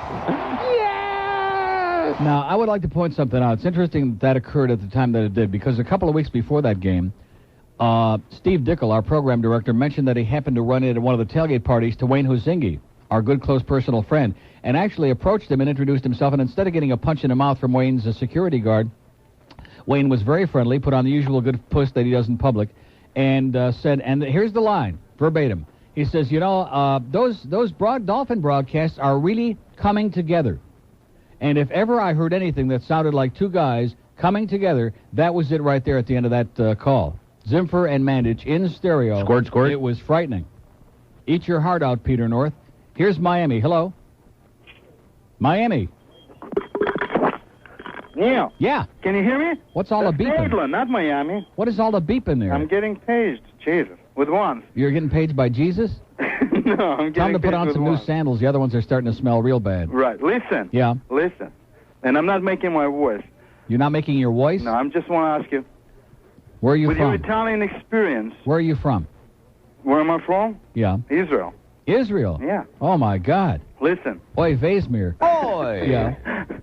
With your Italian experience, and I'm talking about food, a friend of mine invited me to his house for dinner. For dinner? For pasta bajou. Pasta You know what- fagioli. What is that? I have some right here, as a matter of fact. I'm glad you mentioned that. You must be psychic. No, are you seriously. Uri Geller? This is No. the Israeli psychic, Uri Geller, who makes spoons bend. Oh, really? He makes guys bend, that's what I heard. But anyway, yeah, pasta fagioli is like bean soup. It's got beans and little macaronis in it. It's Italian. It is delicious, and I got some great pasta fagioli right here. So it's like a soup, right? It is a soup. It is a soup. It's a thick, hearty, it's really pasta fagioli. It's not. It's If you not. eat enough of it, you eat a little faggy, yeah.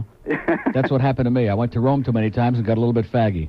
No, serious. I'm telling you. Okay, listen. Yeah. Can I call somebody a douchebag? So in other words, this man is circumcised. We don't even have to have an investigation on this guy. He's Israeli. He is circumcised. Oh, definitely. A clean baby. Okay, yes, go ahead. Jim, and Louis, and John, and the rest of them at the Fort Lauderdale office. Yes? They're all a bunch of douchebags. And Goyim. And Goyim, Okay, for sure. see ya, Paisan. Thank you. Okay. Bye-bye. There's a Jewish Paisan for you. There are, by the way, quite a few Jews in Rome. I just thought I'd mention that, who are circumcised. Where the hell are they? That'll be my next endeavor, I guess, is to find all the Jewish young men in Rome to see if we can't, like, indoctrinate them. There we go. See, I used that word intentionally, indoctrinate them into the ways of Judaism. Or maybe just Mandich and Zimfer can indoctrinate them into that thing they were doing. Wasn't that the song by the Turtles, Coming Together, or Happy Together? Same difference. Here's Boca. Hello. Hey, how you doing? Pretty good. I am embarrassed to share a zip code with the Schnorr. Jim Mandich, I f***ed him. Oh! I like it. I like it. News, Talk, and Entertainment Radio, 610 WIOD presents The Neil Rogers Show. To talk with Neil, call 751-WIOD in Dade, 524-WIOD in Broward. Outside the 305 area code, it's toll-free, 1-800-944-WIOD. And Cellular One customers can call pound IOD at no charge. Now, The Neil Rogers Show on News, Talk, and Entertainment Radio, 610 WIOD. Don't you just hate people that use snappy openers for their show segments? Like that 1 to 2 hour. It's the inspiring story of a man wrongly imprisoned for murder and the cellmate who helped him achieve redemption. You know, when you're in here, they try to take everything from you. They take your name, they give you a number, they take away your freedom, and they keep you behind bars. They take your clothes, and they give you different, less colorful clothes. But the one thing they can't take away is the bond between us, because what we have is stronger than those iron bars, stronger than those guards, stronger than these concrete walls, because the bond we have is called love. I'm not ashamed to say it, man. I love you. Yes, dear. Columbia Pictures presents The Sheepshank Redemption, starring Tim Robbins as the prisoner and Morgan Freeman as the sheep. Hey, when we play Find the Flock, why do I always have to be Little Bo Peep? Oh, yeah, you're a sheep. The Sheepshank Redemption, now playing in theaters everywhere. Filmed live in Hillsborough County. 107 at WIOD. Happy Thursday. You know something? Where the hell is Sharon with my check? Would you do me a favor? Call down into accounting, please. They have an extension, an extension. And because George always does this for me, and that's why he gets the free food, Jason, so it's the least you can do. But see if Sharon is down there, and if she has any intention of moseying on up here with that damn check. And if she would have come up here earlier, could have had some of this great food. In fact, if she's in time, there's still plenty of this rigatoni left that she could just heat up, put on a paper plate, pop in that microwave, and it would be sensational, Sharon. But I don't see her anywhere in sight. Here's Boca on the purple line. Hello. Good afternoon, Neil. How Buenos you doing? tuya. Buenos tardes. Buenos tardes to you. Two things. Number one, Yes? Forrest Gump. The music was great. Mm-hmm. Did you like it? I didn't see it. Oh, you didn't see it? Oh, okay. You think I'm going to go see Forrest Gump? Get the soundtrack. You'll like that. Yeah. Why? What does Tom Hanks sing? Zero. Good. Nada. Sounds pretty nunca. good then, yeah. Yeah. And the second thing is, I don't know if you're aware of it, but the Jets have just fired Pete Carroll. Oh! I say we're going to bring back Joe Walton. That's what the Jets need. Well, they just hired a dick, as in Kotite, Are you serious? and Jewish. No, too. get out of here. They hired Rich Kotite? Yep. Oh, my God. I bet you Harry Callis will be doing the Jets games pretty soon. him back. Here's the boomer going back. It's a lot.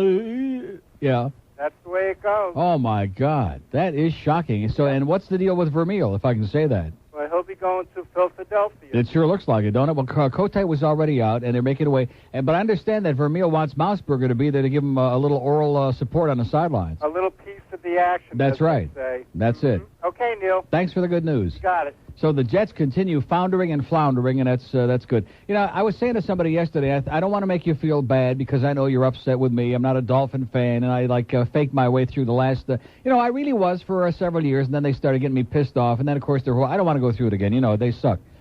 But the thing with the AFC East, when you come right down to it, and the same is true in other divisions like the NFC West. I mean, San Francisco is definitely the team to beat. They're a great team, but the other teams in their division are puke-inducing. Man, they suck. And the same thing is true, other than the Bills, who have become so old that even Methuselah makes them look like teenagers. Other than that, who has there been the last several years to beat out for the AFC Championship? Seriously, I mean, being very objective and being honest, especially, I mean, is it the Jets? Was it the Colts? Was it prior to the arrival of Fatso Parcells? Was it the Patriots? So, really, it's basically been a two-team division for a very, very long time, and winning the AFC East is not perhaps the greatest accomplishment. Not to diminish anything that Shula's Brainstem and the group have done, but, it's not that big of a deal. And I still say I don't understand how come, maybe somebody can explain to me, how come the Giants, who were 9-7, I don't understand how there can be three teams from the NFC Central in the playoffs, especially, I mean, really, Detroit, and Chicago, And Chicago, of course, and Minnesota, which goes without saying that they bit the big one. Warren Moon, baby, he's choking it right now. He's got that noose around his neck. He's still gagging on it. Come on, Warren. It's all over, baby. He don't want to play today. He just, yeah, right. That's right, because the pressure is on, man. His sphincter is just twitching. But anyway, the Giants were 9-7. There were three teams in the NFC Central, and they all get the Green Bay, of course, won the division. Then you got, Minnesota won the division, didn't they? Right, Minnesota won the division, and Green Bay and Chicago and Detroit. Four teams. I'm sorry. You had the division winner, and then 4 out of 5 teams. What is that? Everybody except the Buccaneers from that division got into playoffs. Well, what is that? And the Giants, who wound up 9-7, and Dan Reeves pulled out the miraculous comeback after that horrendous start, and certainly were much better than probably at least 3 of those NFC Central teams. They're out of the playoffs. And of course, a lot of you people who hate New York are probably happy about that, but it just don't seem right. Here's Miami. Hello. Neil. Yes. How are you, sir? I'm doing great. Happy New Year. And back to you. 2 things for you. Quickly, Okay. First, a Larry King spy report. I didn't hear the show earlier. Did anybody call and tell you about Larry King last night with Oprah? Yeah, somebody mentioned something about Larry in the first part of the show, as a matter of fact. He is so dense. It went right over his head. Somebody called About in. Howard, yeah. Yeah, somebody did. And the second thing is, as a As a matter of fact, when Oprah sat down in a chair, you know how much money she's got, Larry said. Loan me $50. Several times. Neil. He was on his knees. Yeah. Neil, you know how you always say there are givers and takers? Yeah. People have been slapping you for tickets and everything, and as a member of the African-American / black / Negro / colored community, I have something for you. Can I ask you a question? Sure. Can we stick with black? Yeah, I prefer, I don't know what This all that other crap is. African-American thing, I mean, it takes so long to say. It's part of the con job that white America is doing on black people again. First it was nigger, which was unacceptable. That was a very disgusting term. Then it was Negro, which was kind of like a derivative of, but less objectionable. That was okay. It was kind of a genteel word. Then it was like black, which just seemed to make sense, even though there are different shades, brown and black and chocolate and whatever. And now we got African-American. I mean, like every 5 minutes you got to turn around and find out what adjective you got. You know what I'm saying? Black was plain and simple. I think that speaks the thing, Well, as a representative of the community, since we don't show up on your numbers, I have something for you, okay? Okay. O.J. Simpson's Jewish, can you believe it? Boy! Such a tragic fall for Mr. Football. Yes! Luther Campbell's Jewish, could you conceive it? Increíble. Obscenities, his niche, and slapping up his bitch.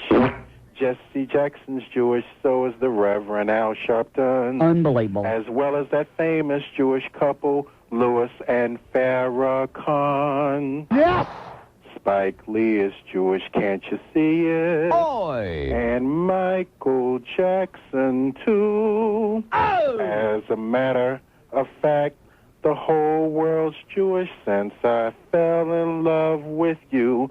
Joycelyn Elders, since I fell in love with you. Neil, Yahweh ben Yahweh. Oh! Beautiful. Thank you, Neil. 85 stars. Love you. See ya. Okay. Big Juicy. Give us a big juicy. What movie was that line from, huh? I bet you don't know that. Don't know her name either. Okay, Robert Duvall was in the movie. There's a hint for you. The movie had 2 names. Your first name was the Ace. Was a bomb at the box office, big hit on video and on cable. The Great Santini rhymes with. You never saw The Great Santini? Oh my God, what a great movie!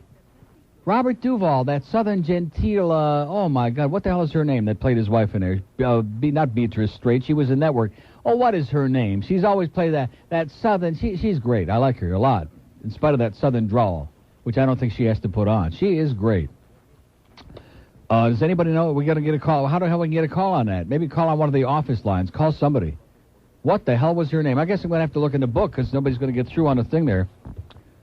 Give us a big juicy. That was a funny line. It wasn't funny. It was just cute. Give us a big juicy. Oh, man.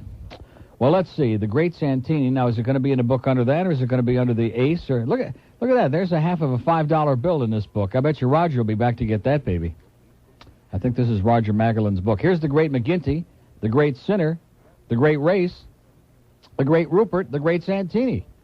Starring Blythe Danner. Well, that's close to Eva Marie Saint. You don't know who Blythe Danner is? Jason, you ought to get out of the house like once a month would be good. Of course, when you work here, you can't afford to. Here's Plantation. Hello. Neil. Yes. I just want to give you a little update. I was watching the news on Channel 4 at Yes, noon. sir.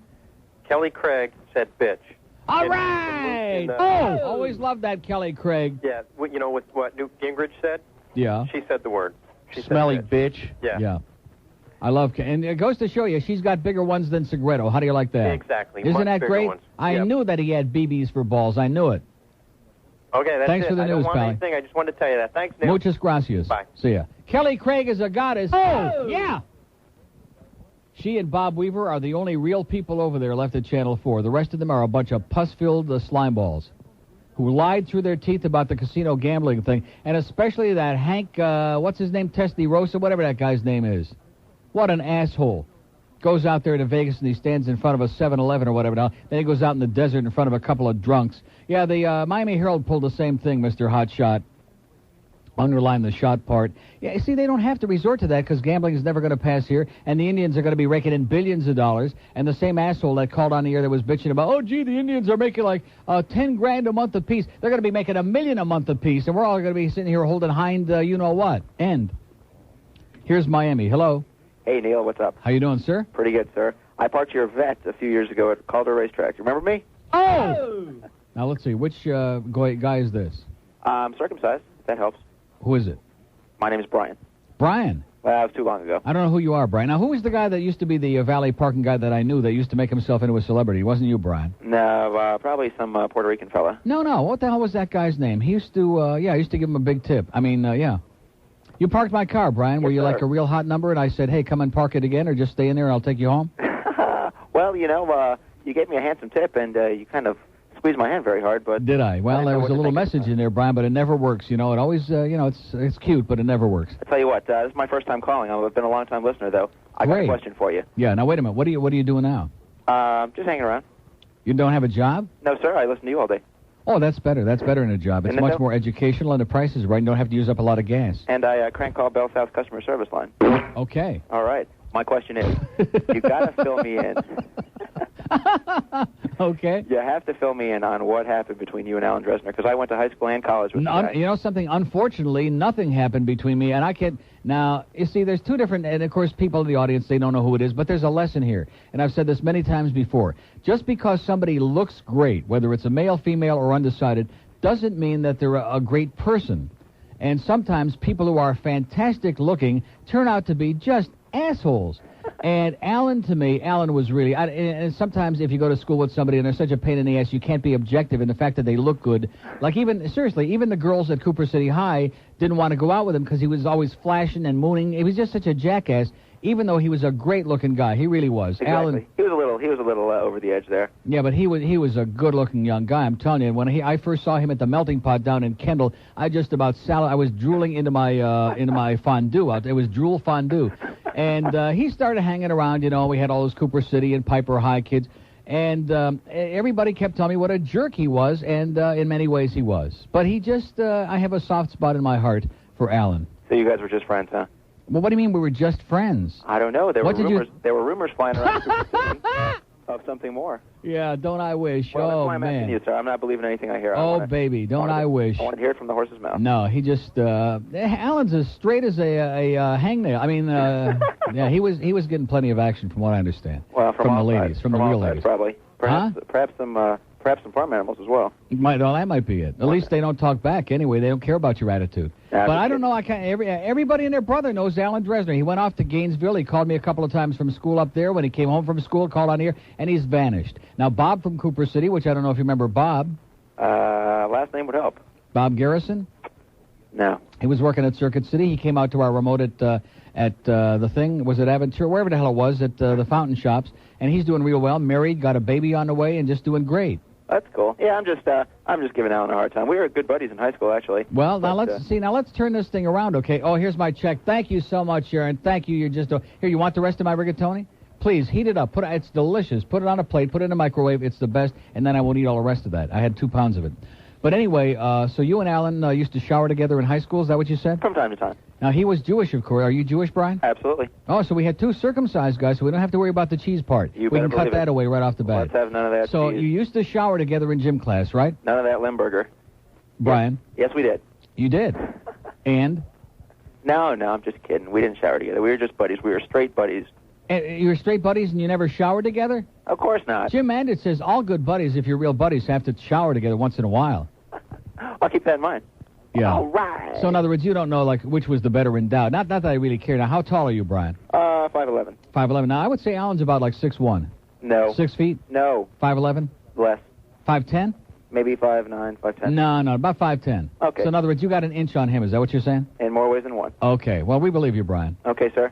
And keep thinking about it. Listen, care if of you yourself. track him down, tell him we want to see him. We want a hands-on experience. I will. It's Okay. good. It's good that you were able to give me the full story. Okay, Brian. You got anything free to give away?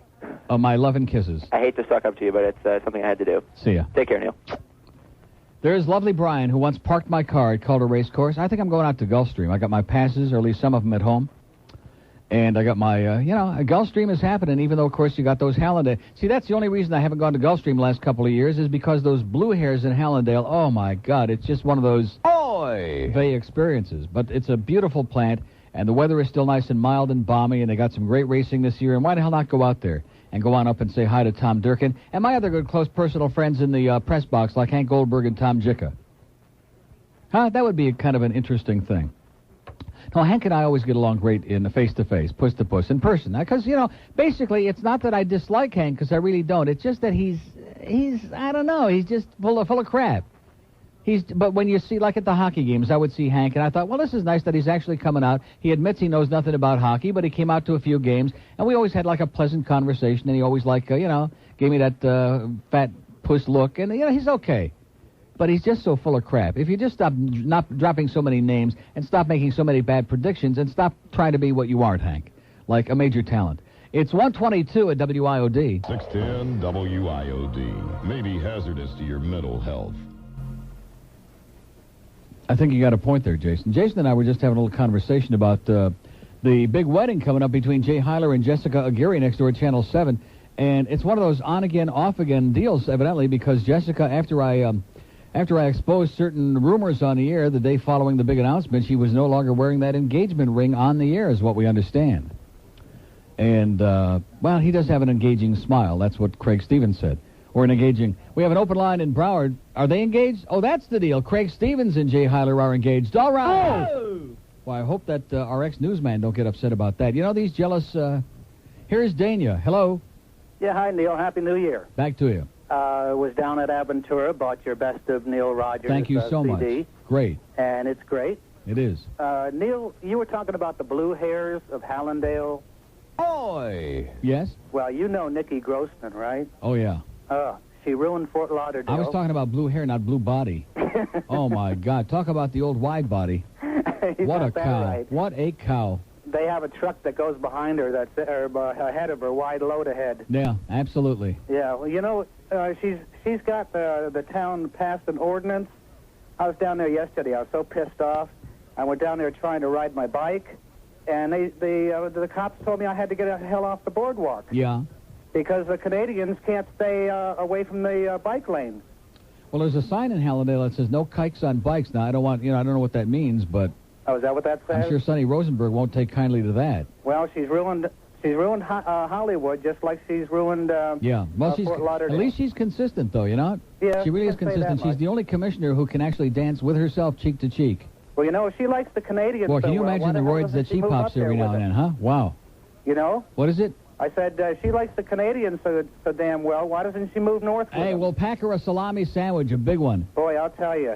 Hey, Neil, can you do me a favor? She can use it as a seat, yes? You've got a bit there called Eating at the Y. Yeah. And the Ken doll. Yeah. Do you think you can wait squeeze it in? a minute, that's two separate bits. Yeah. One per call, pal. I think Eating at the Y. I played Ken doll yesterday. How about Eating at the Y? Oh, I love it. I bet you do. Thanks, Have a great Neil. day, Pally. Take care. See ya. But you shouldn't talk about Nikki Grossman in the same. I mean, that's very close to lunchtime for a lot of people, and I don't think that was probably the best choice of verbiage. By the way, speaking of Eating at the Y, don't forget Passion Phone starts on Monday with the great Erin Nobra. I hope I didn't have something really good in here that I was going to... Oh, yeah, I was going to play the Mall Boys. That's a great bit. But instead of that, now I got to dig this damn thing out. What is it that he wants to hear? Oh, he wants to hear that disgusting, that filth, that great bit. Okay. It's in there, pal. I got my finger on it. We have two open lines, and they're both in Broward. How do you like that? They're probably trying to ride their bike on a boardwalk in Hallandale and probably going to get, like, tossed in a Hooskow. They're probably going to get tossed in that damn outhouse gang. That's another thing in Hallandale. You know, isn't that a classy? It's kind of the thing that Hallandale is famous for, aside from blue hair and Sonny Rosenberg and Neanderthal thinking, is the outhouse gang. What does that tell you, huh? Talk about a crappy place to live. Here, and, of course, banning MTV from the cable. North Miami, hello. Neil. Yes. What's happening? How you doing, sir? What is this obsession with Forrest Gump? Beats the hell out of me. I mean, they ought to call the movie Forrest Dump, if Dump. you know what I'm saying. Yeah. Actually, I rented a movie called Forrest Stump, but it starred Ron Jeremy and Peter North. Stumps me. Yeah, I guarantee if Peter North was in it, there'd have been no stump in that title. You gotta rent it. It's an excellent movie, man. Yeah. But I don't know. I think this country is just a little too easily entertained. Yeah. I think so, but... That's why Sly Stallone's getting $85 billion for his next movie, and they haven't even bought the film yet from Kodak, and they're already giving him $100 billion. Exactly, but I don't know. I think the reason that these Dolphins don't win the big game is because I think Shula's got too many other things happening. See, he's got this golf course, hotel, the restaurant. Yeah. I mean, you need someone who's going to, like, eat, sleep, and live football, like Parcells or someone. I mean, he didn't even know if he had a Christmas tree in his house. Yeah. And, you know, that's... We need some help. We need some help. We need some help. That's the coach. He needs some help. That's it. But I'd like to dedicate this call to my friend Carlos, whose wallet is as dead as this town, and Neil Allah. His what is his dead? Oh, his wallet. His wallet. Okay. Have a great day, Billy. Take care. See ya. He said his apparatus is as dead as a doornail. We have an open line in Dade, 751. Purple line, Cellular 1. Now, you folks, I'm telling you right now, there better not be a moment when that purple line is dead like it is right now, or we're going to start really getting porked off about that BellSouth Mobility thing. We may have to take frisky action if you don't cut the crap. Pound IOD, baby, Cellular 1. And how come we haven't had every BellSouth Mobility customer in town already make the big switch over to Cellular 1? Of course, they can't do it in one day, and they can't get hooked up in one day, but at least you better be working on it right now if you want to speak to the important celebrities on this station, and me too. Let's get with it. Miami, hello. Neil. Yeah. How you doing, buddy? Wonderful. Coming to the restaurant Saturday? Am I coming to what restaurant? Gulfstream. Oh, I don't know. Am I? I thought you said you were coming to the racetrack. I want to see you. Who is this? This is Jeffrey. Jeffrey Dahmer? No, not Jeffrey even close. Hunter? That's it. Yeah. That's it. How you been, buddy? Jeffrey who? Jeffrey Hunter. Yeah. I thought you were dead, Jeffrey. No, I'm not dead. I'm the second Jeffrey too. Anyway, I want to see you at the clubhouse. I mean, at the. Well, what do you do? Are you like the maitre d', which I'm sure you're not because they're open right now, so you'll be working. What do you do there besides hang out and make bad bets? Yeah, well, I just hang around. I mean, you don't know Lester Greenshirt by any chance, do you? No, I don't know him. No. Well, then you're out, Jeff, whatever the hell your name is. We have two open lines in Dade, one in Broward, and a purple line, Cellular 1. This is an emergency right now. I cannot believe this. I can't believe my eyes. And nobody out there in this audience saw the great Santini with, what's her name, Ellen Burstyn? Blythe Danner. Ellen Burstyn was in, was she in Cuckoo's Nest? Was that Ellen Burstyn that played the nurse, Miss Ratchet? Or was she in The Exorcist? There's two that I always get confused. Ellen Burstyn and the other one that looks just like her that was in the Lois Lane. Louise Fletcher. Isn't that who I'm thinking of? Now, Louise Fletcher, she was in Cuckoo's Nest, right? I what? want my cigarettes, Miss Ratchet. That's who she was, Miss Ratchet. In fact, she was doing that Warren Moon routine. Remember when she was lying there on the floor, and Jack Nicholson had just gently put his fist around her neck, and she started doing that Warren Moon, and gagging and choking, got all those purple marks around her neck. Purple, kind of like as in Minnesota Viking purple, huh? And in fact, wasn't that the name of the movie, The Color Purple? But that was Louise Fletcher, and Ellen Burstyn was in Exorcist 1, and I do believe that Louise Fletcher was in, Exorcist 2, which is why I always get them confused, plus the fact they look like twin sisters. Don't they? Do you know what I'm talking about? Did you see those movies? Long time ago. A long time ago. It sounds like a great song, as in American Pie. How's Don McLean doing? But seriously, Louise Fletcher, and now... I got to look it up. I can't take it anymore. See, I keep doing this to myself. Why don't I stop? Just stop it. I mean, my mind, even the other day I couldn't think of Harry Callis because I'm trying to block it from my mind. I'm getting so old and febrile. Okay, Exorcist 1, 2, 5. And if you haven't seen The Exorcist yet, by the way, go out and rent it. It's a great movie for the whole family. Here. Oh, I think it is. The Spirit of Christ compels you. I love it. It's the best. Catholic Church don't like it too much. That's what makes it great, right? You betcha. Here's The Exorcist 2, The Heretic, which, by the way, these 2, 3, 4, and 5 were terrible. Yeah, what did I tell you? Now, wait a minute. The first one had, where the hell is the thing here? Oh, here it is. Ellen Burstyn. I was right. Once in my life, I got it right. Mark the date on your calendar and the time. The old fart got one right. Exorcist, the original one, had Ellen Burstyn, Max von Sydow, Jason Miller, Linda Blair, Lee J. Cobb. Man, he was great. He was one of the great actors, dead, but one of the greats, and some other people. Exorcist 2, The Heretic, had Richard Burton, Linda Blair, Louise Fletcher, as in Mother Fletcher, as in your mama, and Max von Sydow, and a bunch of others, and James Earl Jones, and Ed Beatty, who was just healing up from Deliverance when they made that movie, and he's still pretty sore about it. It's 1:33 at WIOD. Jason. It's only rock and roll without the music. 610 WIOD. Florida sucks. Suck it in and hold it. Are you searching for a new sensation in dining? If you're tired of that same old bump and grind, then why not revisit an old friend and eat at the Y? That's right, folks, because here at the Y, we've turned our old facilities into a mouth-watering buffet. And you've never seen a spread like this one, featuring some of the most delicious entrees you've ever tasted. And if you like eating Mexican, you'll love the Y because every night is taco night. Or if you enjoy the taste of wild game, our chefs prepare a lip-smacking sautéed rabbit baked in a golden flour crust. That's right. Hair pie. It's all here. Literally mounds of piping hot food, including juicy steaks cooked medium rare. 'Cause when you eat at the Y, all the meat is pink in the middle. Or if you like spicy food, here's an unusual entree, a red-hot Cajun mule steak. Talk about a piece of ass that brings tears to your eyes. It's lip-smacking goodness you won't want to miss. So the next time you eat out, slide on down to the Y. Located just north of Hershey Highway off the number 1 exit.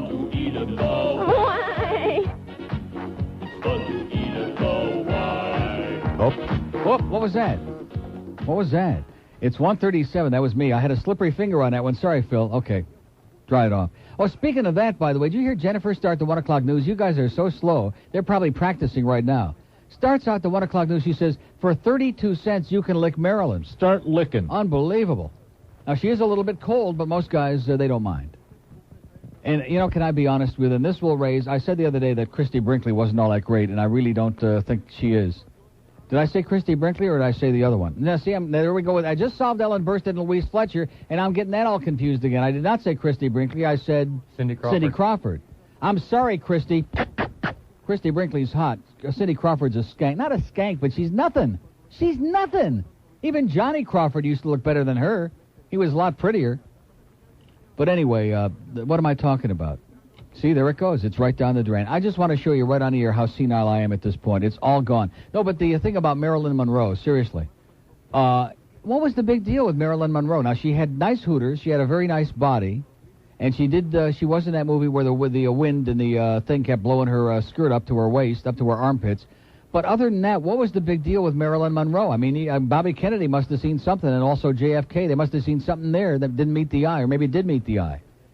But I think as far as her face was concerned, she was like, in other words, if she'd have been without makeup, man, forget it. You wouldn't want to wake up in the same building, much less next to that. I don't think she was all that great. I thought she was very, kind of simpleton looking.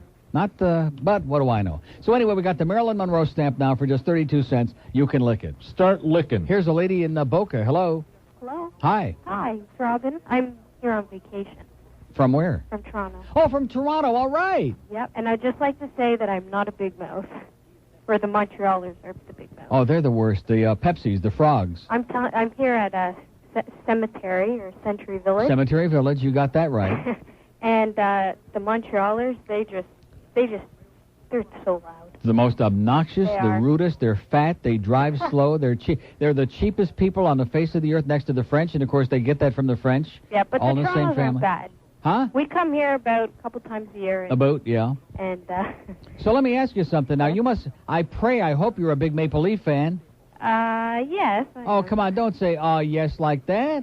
Well, I'm not a bandwagon fan. I'm always behind them. I've been a Maple Leaf fan since 1958. Win, lose, or draw. Never been on or off the bandwagon. I live and die blue and white. Oh, good. You ever come to Toronto? Yes, I was there not this past season, but I was there the year before for the second game, the one that went into, two games went into double overtime against the Blues, the one we lost 2-1 in double overtime. The night that it was so warm that it was like fogged up in the gardens. Right. Well, it always gets that way. Yeah, in May, because they're not supposed to be playing hockey in May, and there's no AC in there. But it was great, and of course I have a satellite dish, so I watch every Saturday night when we're playing, of course, which I wish we were, Hockey Night in Canada, eh? Oh, I don't talk like that. Bob Cole and Harry Neal and Don Cherry and Ron McLean and the ganze Mishpacha. It's my fan. I'm dying without it. We got to have our hockey. Yeah, well, they're thinking of building a new arena. Are they? Down in Toronto. And then they'll bring Foster Hewitt back. And They'll dig him up and prop him up there in the gondola. yeah. What's wrong with that? I don't know. That'd be a lot of fun. Yeah, well, I'd just like to say that me and my family always come down here and listen to you. And Great. My grandfather and everybody. Beautiful. Yeah. Go Leafs, go. Yep. See ya. Thanks. Bye. Bye. That was sweet, man. That's enough to get me in the mood right now. I'm going to go home and watch hours and hours of the Maple Leafs. I'm doing it. I'm telling you. Where's our hockey, Jeff Rimmer, you maniac? Where is it? Molson want it. Hockey Night in Canada on CBC. Where is it? Brought to you by Molson Exports. X says it all. By Board of Canada, where quality is job one. It's working. By Imperial Oil and Esso Associates, proud to be one of the leading sponsors of youth hockey in Canada. And by Pepsi. Gotta have it.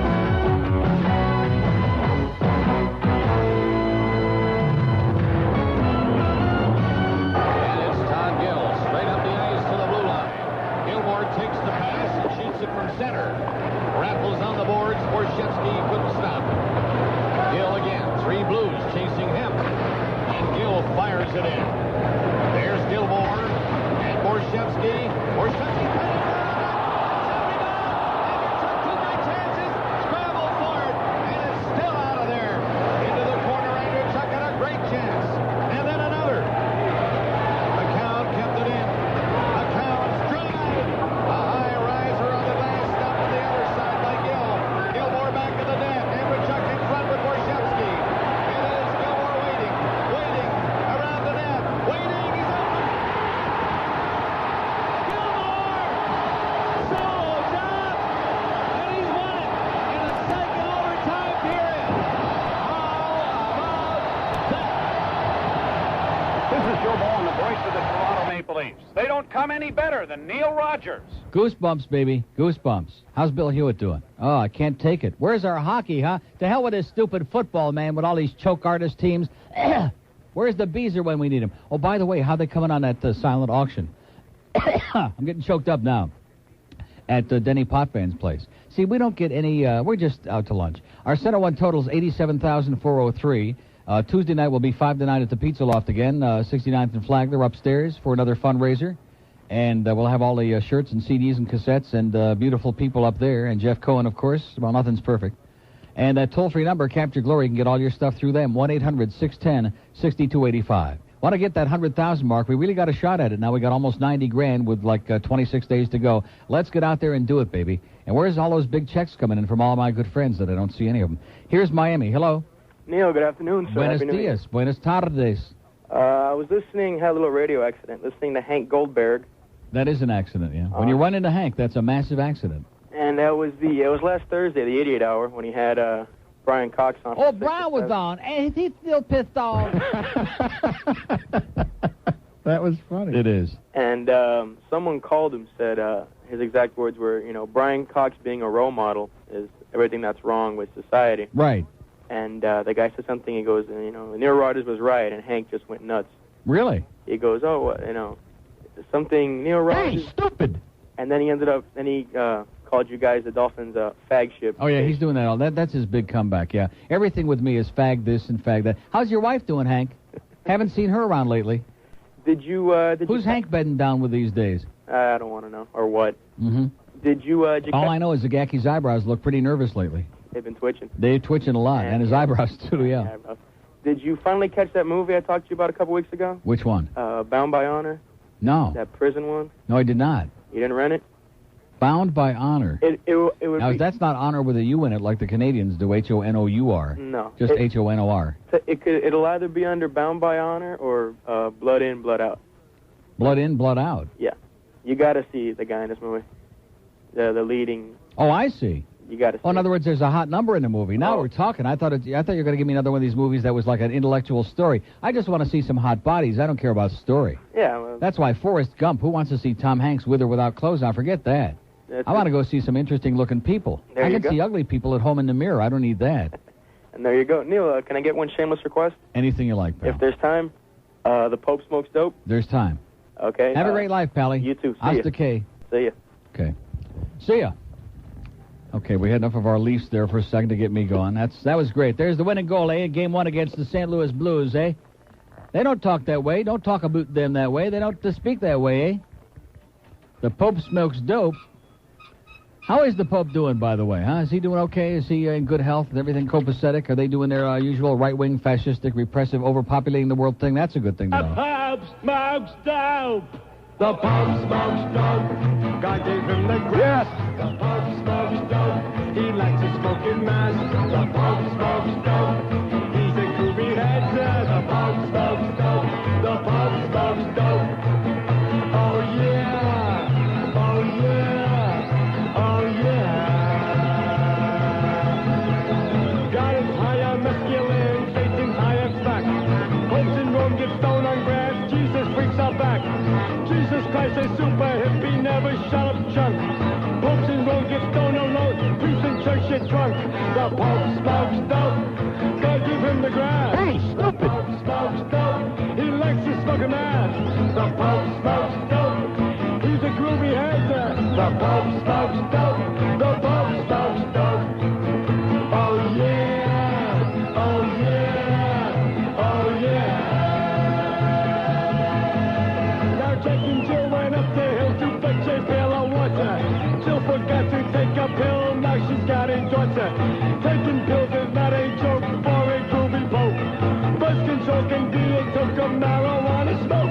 The Pope smokes dope. God gave him the grass. The Pope smokes dope. He likes to smoke an ass. The Pope smokes dope. He's a groovy head. The Pope smokes dope. The Pope smokes dope. Oh yeah, oh yeah, oh yeah. The Pope is getting higher. The Pope is getting higher. The Pope is getting higher. The Pope is getting higher. The Pope smokes dope. God gave him the ground. The Pope smokes dope. He likes to smoke an ass.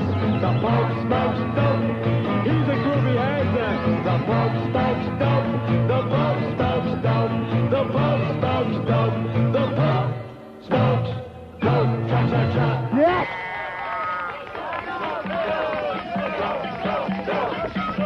And the Cardinals are pretty pissed because you don't share. That's the problem. The dope eater.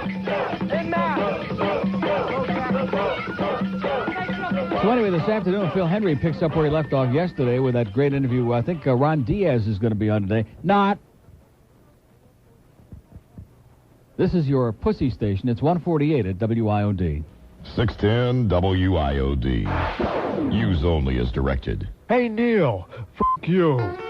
Kids used to hang out at the beach and sing about it. But Beach Boys are a thing of the past. Now, K-Smell Records gives you the chance to meet the new generation, the Mall Boys. Well, we spend a lot of time hanging out, but we don't buy a thing now. And the mall police hate us, but we know they can't do a thing now. Why not grab your Woody and hang with the Mall Boys? Let's grab munchies now. I think I could eat a cow. Come on, hit the food store with me. The Mall Boys. Are they aimless youth cast adrift on the barren beach of life, or are they just waiting for their parents to pick them up in the Beamer? Well, I like to walk around and smoke a cigarette. And I think I look tough, but I haven't started shaving yet. The Mall Boys. They're not a lost generation, because you can always find them at the mall. When I grow up, I'll be here forever at the mall. Level 1. Level 2. 153 at WID, where we always level with the audience. Not. Here's Johnny Dark with the exclusive on the new Coast format and the day that the announcement of the day that Herman and McQueen are returning to do mornings on the Coast. And read those liner cards, which ought to be right within the limits of their abilities. Sure put that David K. Schwartz in his shoes, wouldn't it? Boy, is he a talent. Just ask him. Here's Wilton Manners. Hello. Hey, Neil. Yes, sir. How you doing? Great. Good. Talking about freebies, huh? Yeah. Why does everybody want freebies? Because that's their nature. They're in Florida, man. They came here to schnorr. It's absolutely disgusting. It's grotesque, I was in the nauseating. restaurant business. It's absolutely, I tell Yeah. you. Never See, they again. think that when they come here, they're entitled to get everything for free. They're entitled to open up their bag and shove everything in there. And, you know, I've been talking about this for 12 years now. That's all they know is just to take, grab, squeeze, and that's it. And they squeeze all you guys out of business. Oh, yeah, and then they get mad at us. It's our fault. Right. Yeah, it's absolutely... They're entitled. They paid their dues. Now they're entitled to whatever the hell they want for free. In other words, to be a thief is what the word is. That's true. To steal. Yes. I say round their ass up and put them in jail. Let's have an old farts prison is what I say. There you go. Right. Hey, did you see in the Sunset and All the Sports page? About? Deion Sanders. No. He's your man, I thought. Yeah, right. With that nice hat he has on there. Deion Sanders. What the hell page? I got it right here in the circular file. Deion Sanders, as I see the Gulfstream. I see Steve Young. I see Dave Joseph in black and white. Can't they afford to get a color picture of Dave Joseph? That's pathetic. Yeah, do you see all the guys in UM have their hats on now? Where are you looking? It's on the Sunset, I forget what page. I saw it this morning. Oh, my God. What is that? Can you believe it? What is that? Is that a meeting of the Black Panthers? What is that? I mean, that's, you know... Deion Sanders with Eric Davis and Merton Hanks. Oh, my God. The 49ers, it's just unbelievable. Is that unbelievable? Talk about the boys with the hood. And then they wear it all UM now. Yeah, I saw that. Yeah, they were all, you know... Yeah, the gangsta douchebags. That was nice. I hope they rip off every piece of silverware, every piece of sweet and low. That was very, very nice. Did you like that? Did you hear that last little shot he threw in there? Something about he's looking to get a cruise on the Jungle Queen, something like that. What an asshole you are, sir. You're an idiot. You're a moron. Call up Phil and try to say that and see how long you're on the air. I would bet you not more than a half an hour. So anyway, Ron Diaz will be on to refute all the lies that Ron Bennington told yesterday on the Phil Hendrie show. I thought Ronnie really sounded bummed out yesterday. I think he was probably exaggerating a little bit. He's probably eaten sometime. In fact, if you saw the picture of him in the paper with that stogie in his puss, unless it's a very old picture, he looks to me like he hasn't missed too many meals recently, is the way I would put it. In fact, probably the best thing that could happen to Ronnie B would be to be, down and out for a few months and maybe, say, put 20 years on his life. Get down to about 300 pounds would be a good start. But they really just, this audience, I'm telling you, today, I thought yesterday in just listening to that was an education. But in listening to the audience's response today on this show, this has been even a greater education. Because I think the overwhelming majority of these people, they all agree that Ronnie sounded really depressing and demeaned himself yesterday. Phil probably would have been better off to just cut him right off. But Phil, he's got a soft spot and a bald spot. Here's Miami. Hello. Well, what's this about brainstem shula? What is it? Brainstem shula?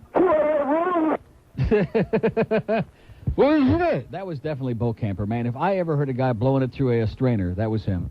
Here's Palm Beach. Hello. Hi, Neil. Yes. I'm your biggest fan, David from Montreal. How you doing, David? I'm doing This great. is Chronic David from Montreal, eh? But I'm really disappointed. About what? Well, when I heard you talking to that girl about Toronto, and I found She out wasn't that a girl. you It was don't like it was a Montreal, woman. It was not a girl. It was like an adult, like a lady. She must have been like 100 years old. Oh, now she's an older. First she was a about- girl. She just aged rapidly since you started opening up your big push. Now, see, you're gonna dig a grave for yourself right here. I'll just let you keep shoveling. Okay, well, here's what I'll tell you. The first thing I do when I get to Florida, and I come to Palm Beach 5 or 6 times a year, is I turn on WIOD. Yeah. And I love your show, and I listen to you all the time. Yeah. The second thing I do is I put the car in reverse so I can keep up with this real fast-moving I-95 traffic Yeah. in South Florida. And the only thing slower than people who drive in Florida, that's Floridians, is people who drive in Toronto. I've noticed a marked similarity. Yeah. Now, What is maybe- that? So what does that mean? Well, it means that people who say that people in Montreal drive slowly have never been to Montreal. I've been to Toronto, and I got news for you. I didn't see anybody driving slow. They all drove like people. Have you come to Montreal lately? The guy, I have never been to Montreal. I Well, wouldn't. you should If you paid me $1,000 an hour, I wouldn't come to Montreal. Well, aside from good hockey players, we do have Oh, the best give me a break. Now, drivers. let me ask you something. How far did the Canadians get in the playoffs the last 2 seasons? Were they in the Final Four either year? Well, the Canadians have their ups and downs. You know, they're No, up but for see now you're not, 27 David. years You're and then not they're down answering. for a few. You're not answering my question. Let's talk recent history. Didn't the Maple Leafs get in the Final Four? They're the only team in the NHL that got in the Final Four, the semis, 2 years in a row. The only one. Unbelievable. There you go. The Leafs are on the way back. Canadians, that Patrick Roy, he's just a shadow of his former self. And that Jacques Demers, you know, if there ever was a constipated Frenchman, it's Jacques Demers. Am I right? He looks Yeah, like yeah, he hasn't had a Canadians good have a BM few in 20 problems. years, huh? The Canadians do have a few problems. They have a few. And the Expos had lots of problems. The Sexpos had several. And Not to mention Gary Carter. But I never said that we were great. I just said that Montreal First is of all, a I don't great understand. drive. Are you French, David? No, I'm not. Then what are you talking about? Well, it's like you're having an argument with yourself. It's not bad enough that you separatist Quebecers, you want to like separate from the rest of the country. No, but now the we don't wanna English, now the English-speaking guys are like siding with the frogs. Why don't you learn which side your thing is buttered on, David? No, we love the Don't line up with those frogs, man. They're a brutal pill to swallow. We don't have to And they're follow them. We live uncircumcised in too, Montreal. David. What is we it? hang out with them. We see them all the time, but we have no interest in separating. Right. It's like your stupid cousins or uncles that you see all the time and you put up with them.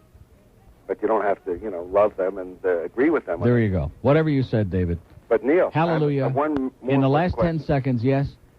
In closing, 8. When we were 6, teenagers, we used to grow up listening to 4, Joey Reynolds on WKBW. 2. Oh, that explains it. Not okay. I rest my case, folks. The only radio station that doesn't suck. News, talk, and entertainment radio. Boy. 610 WIOD, Miami, Fort Lauderdale.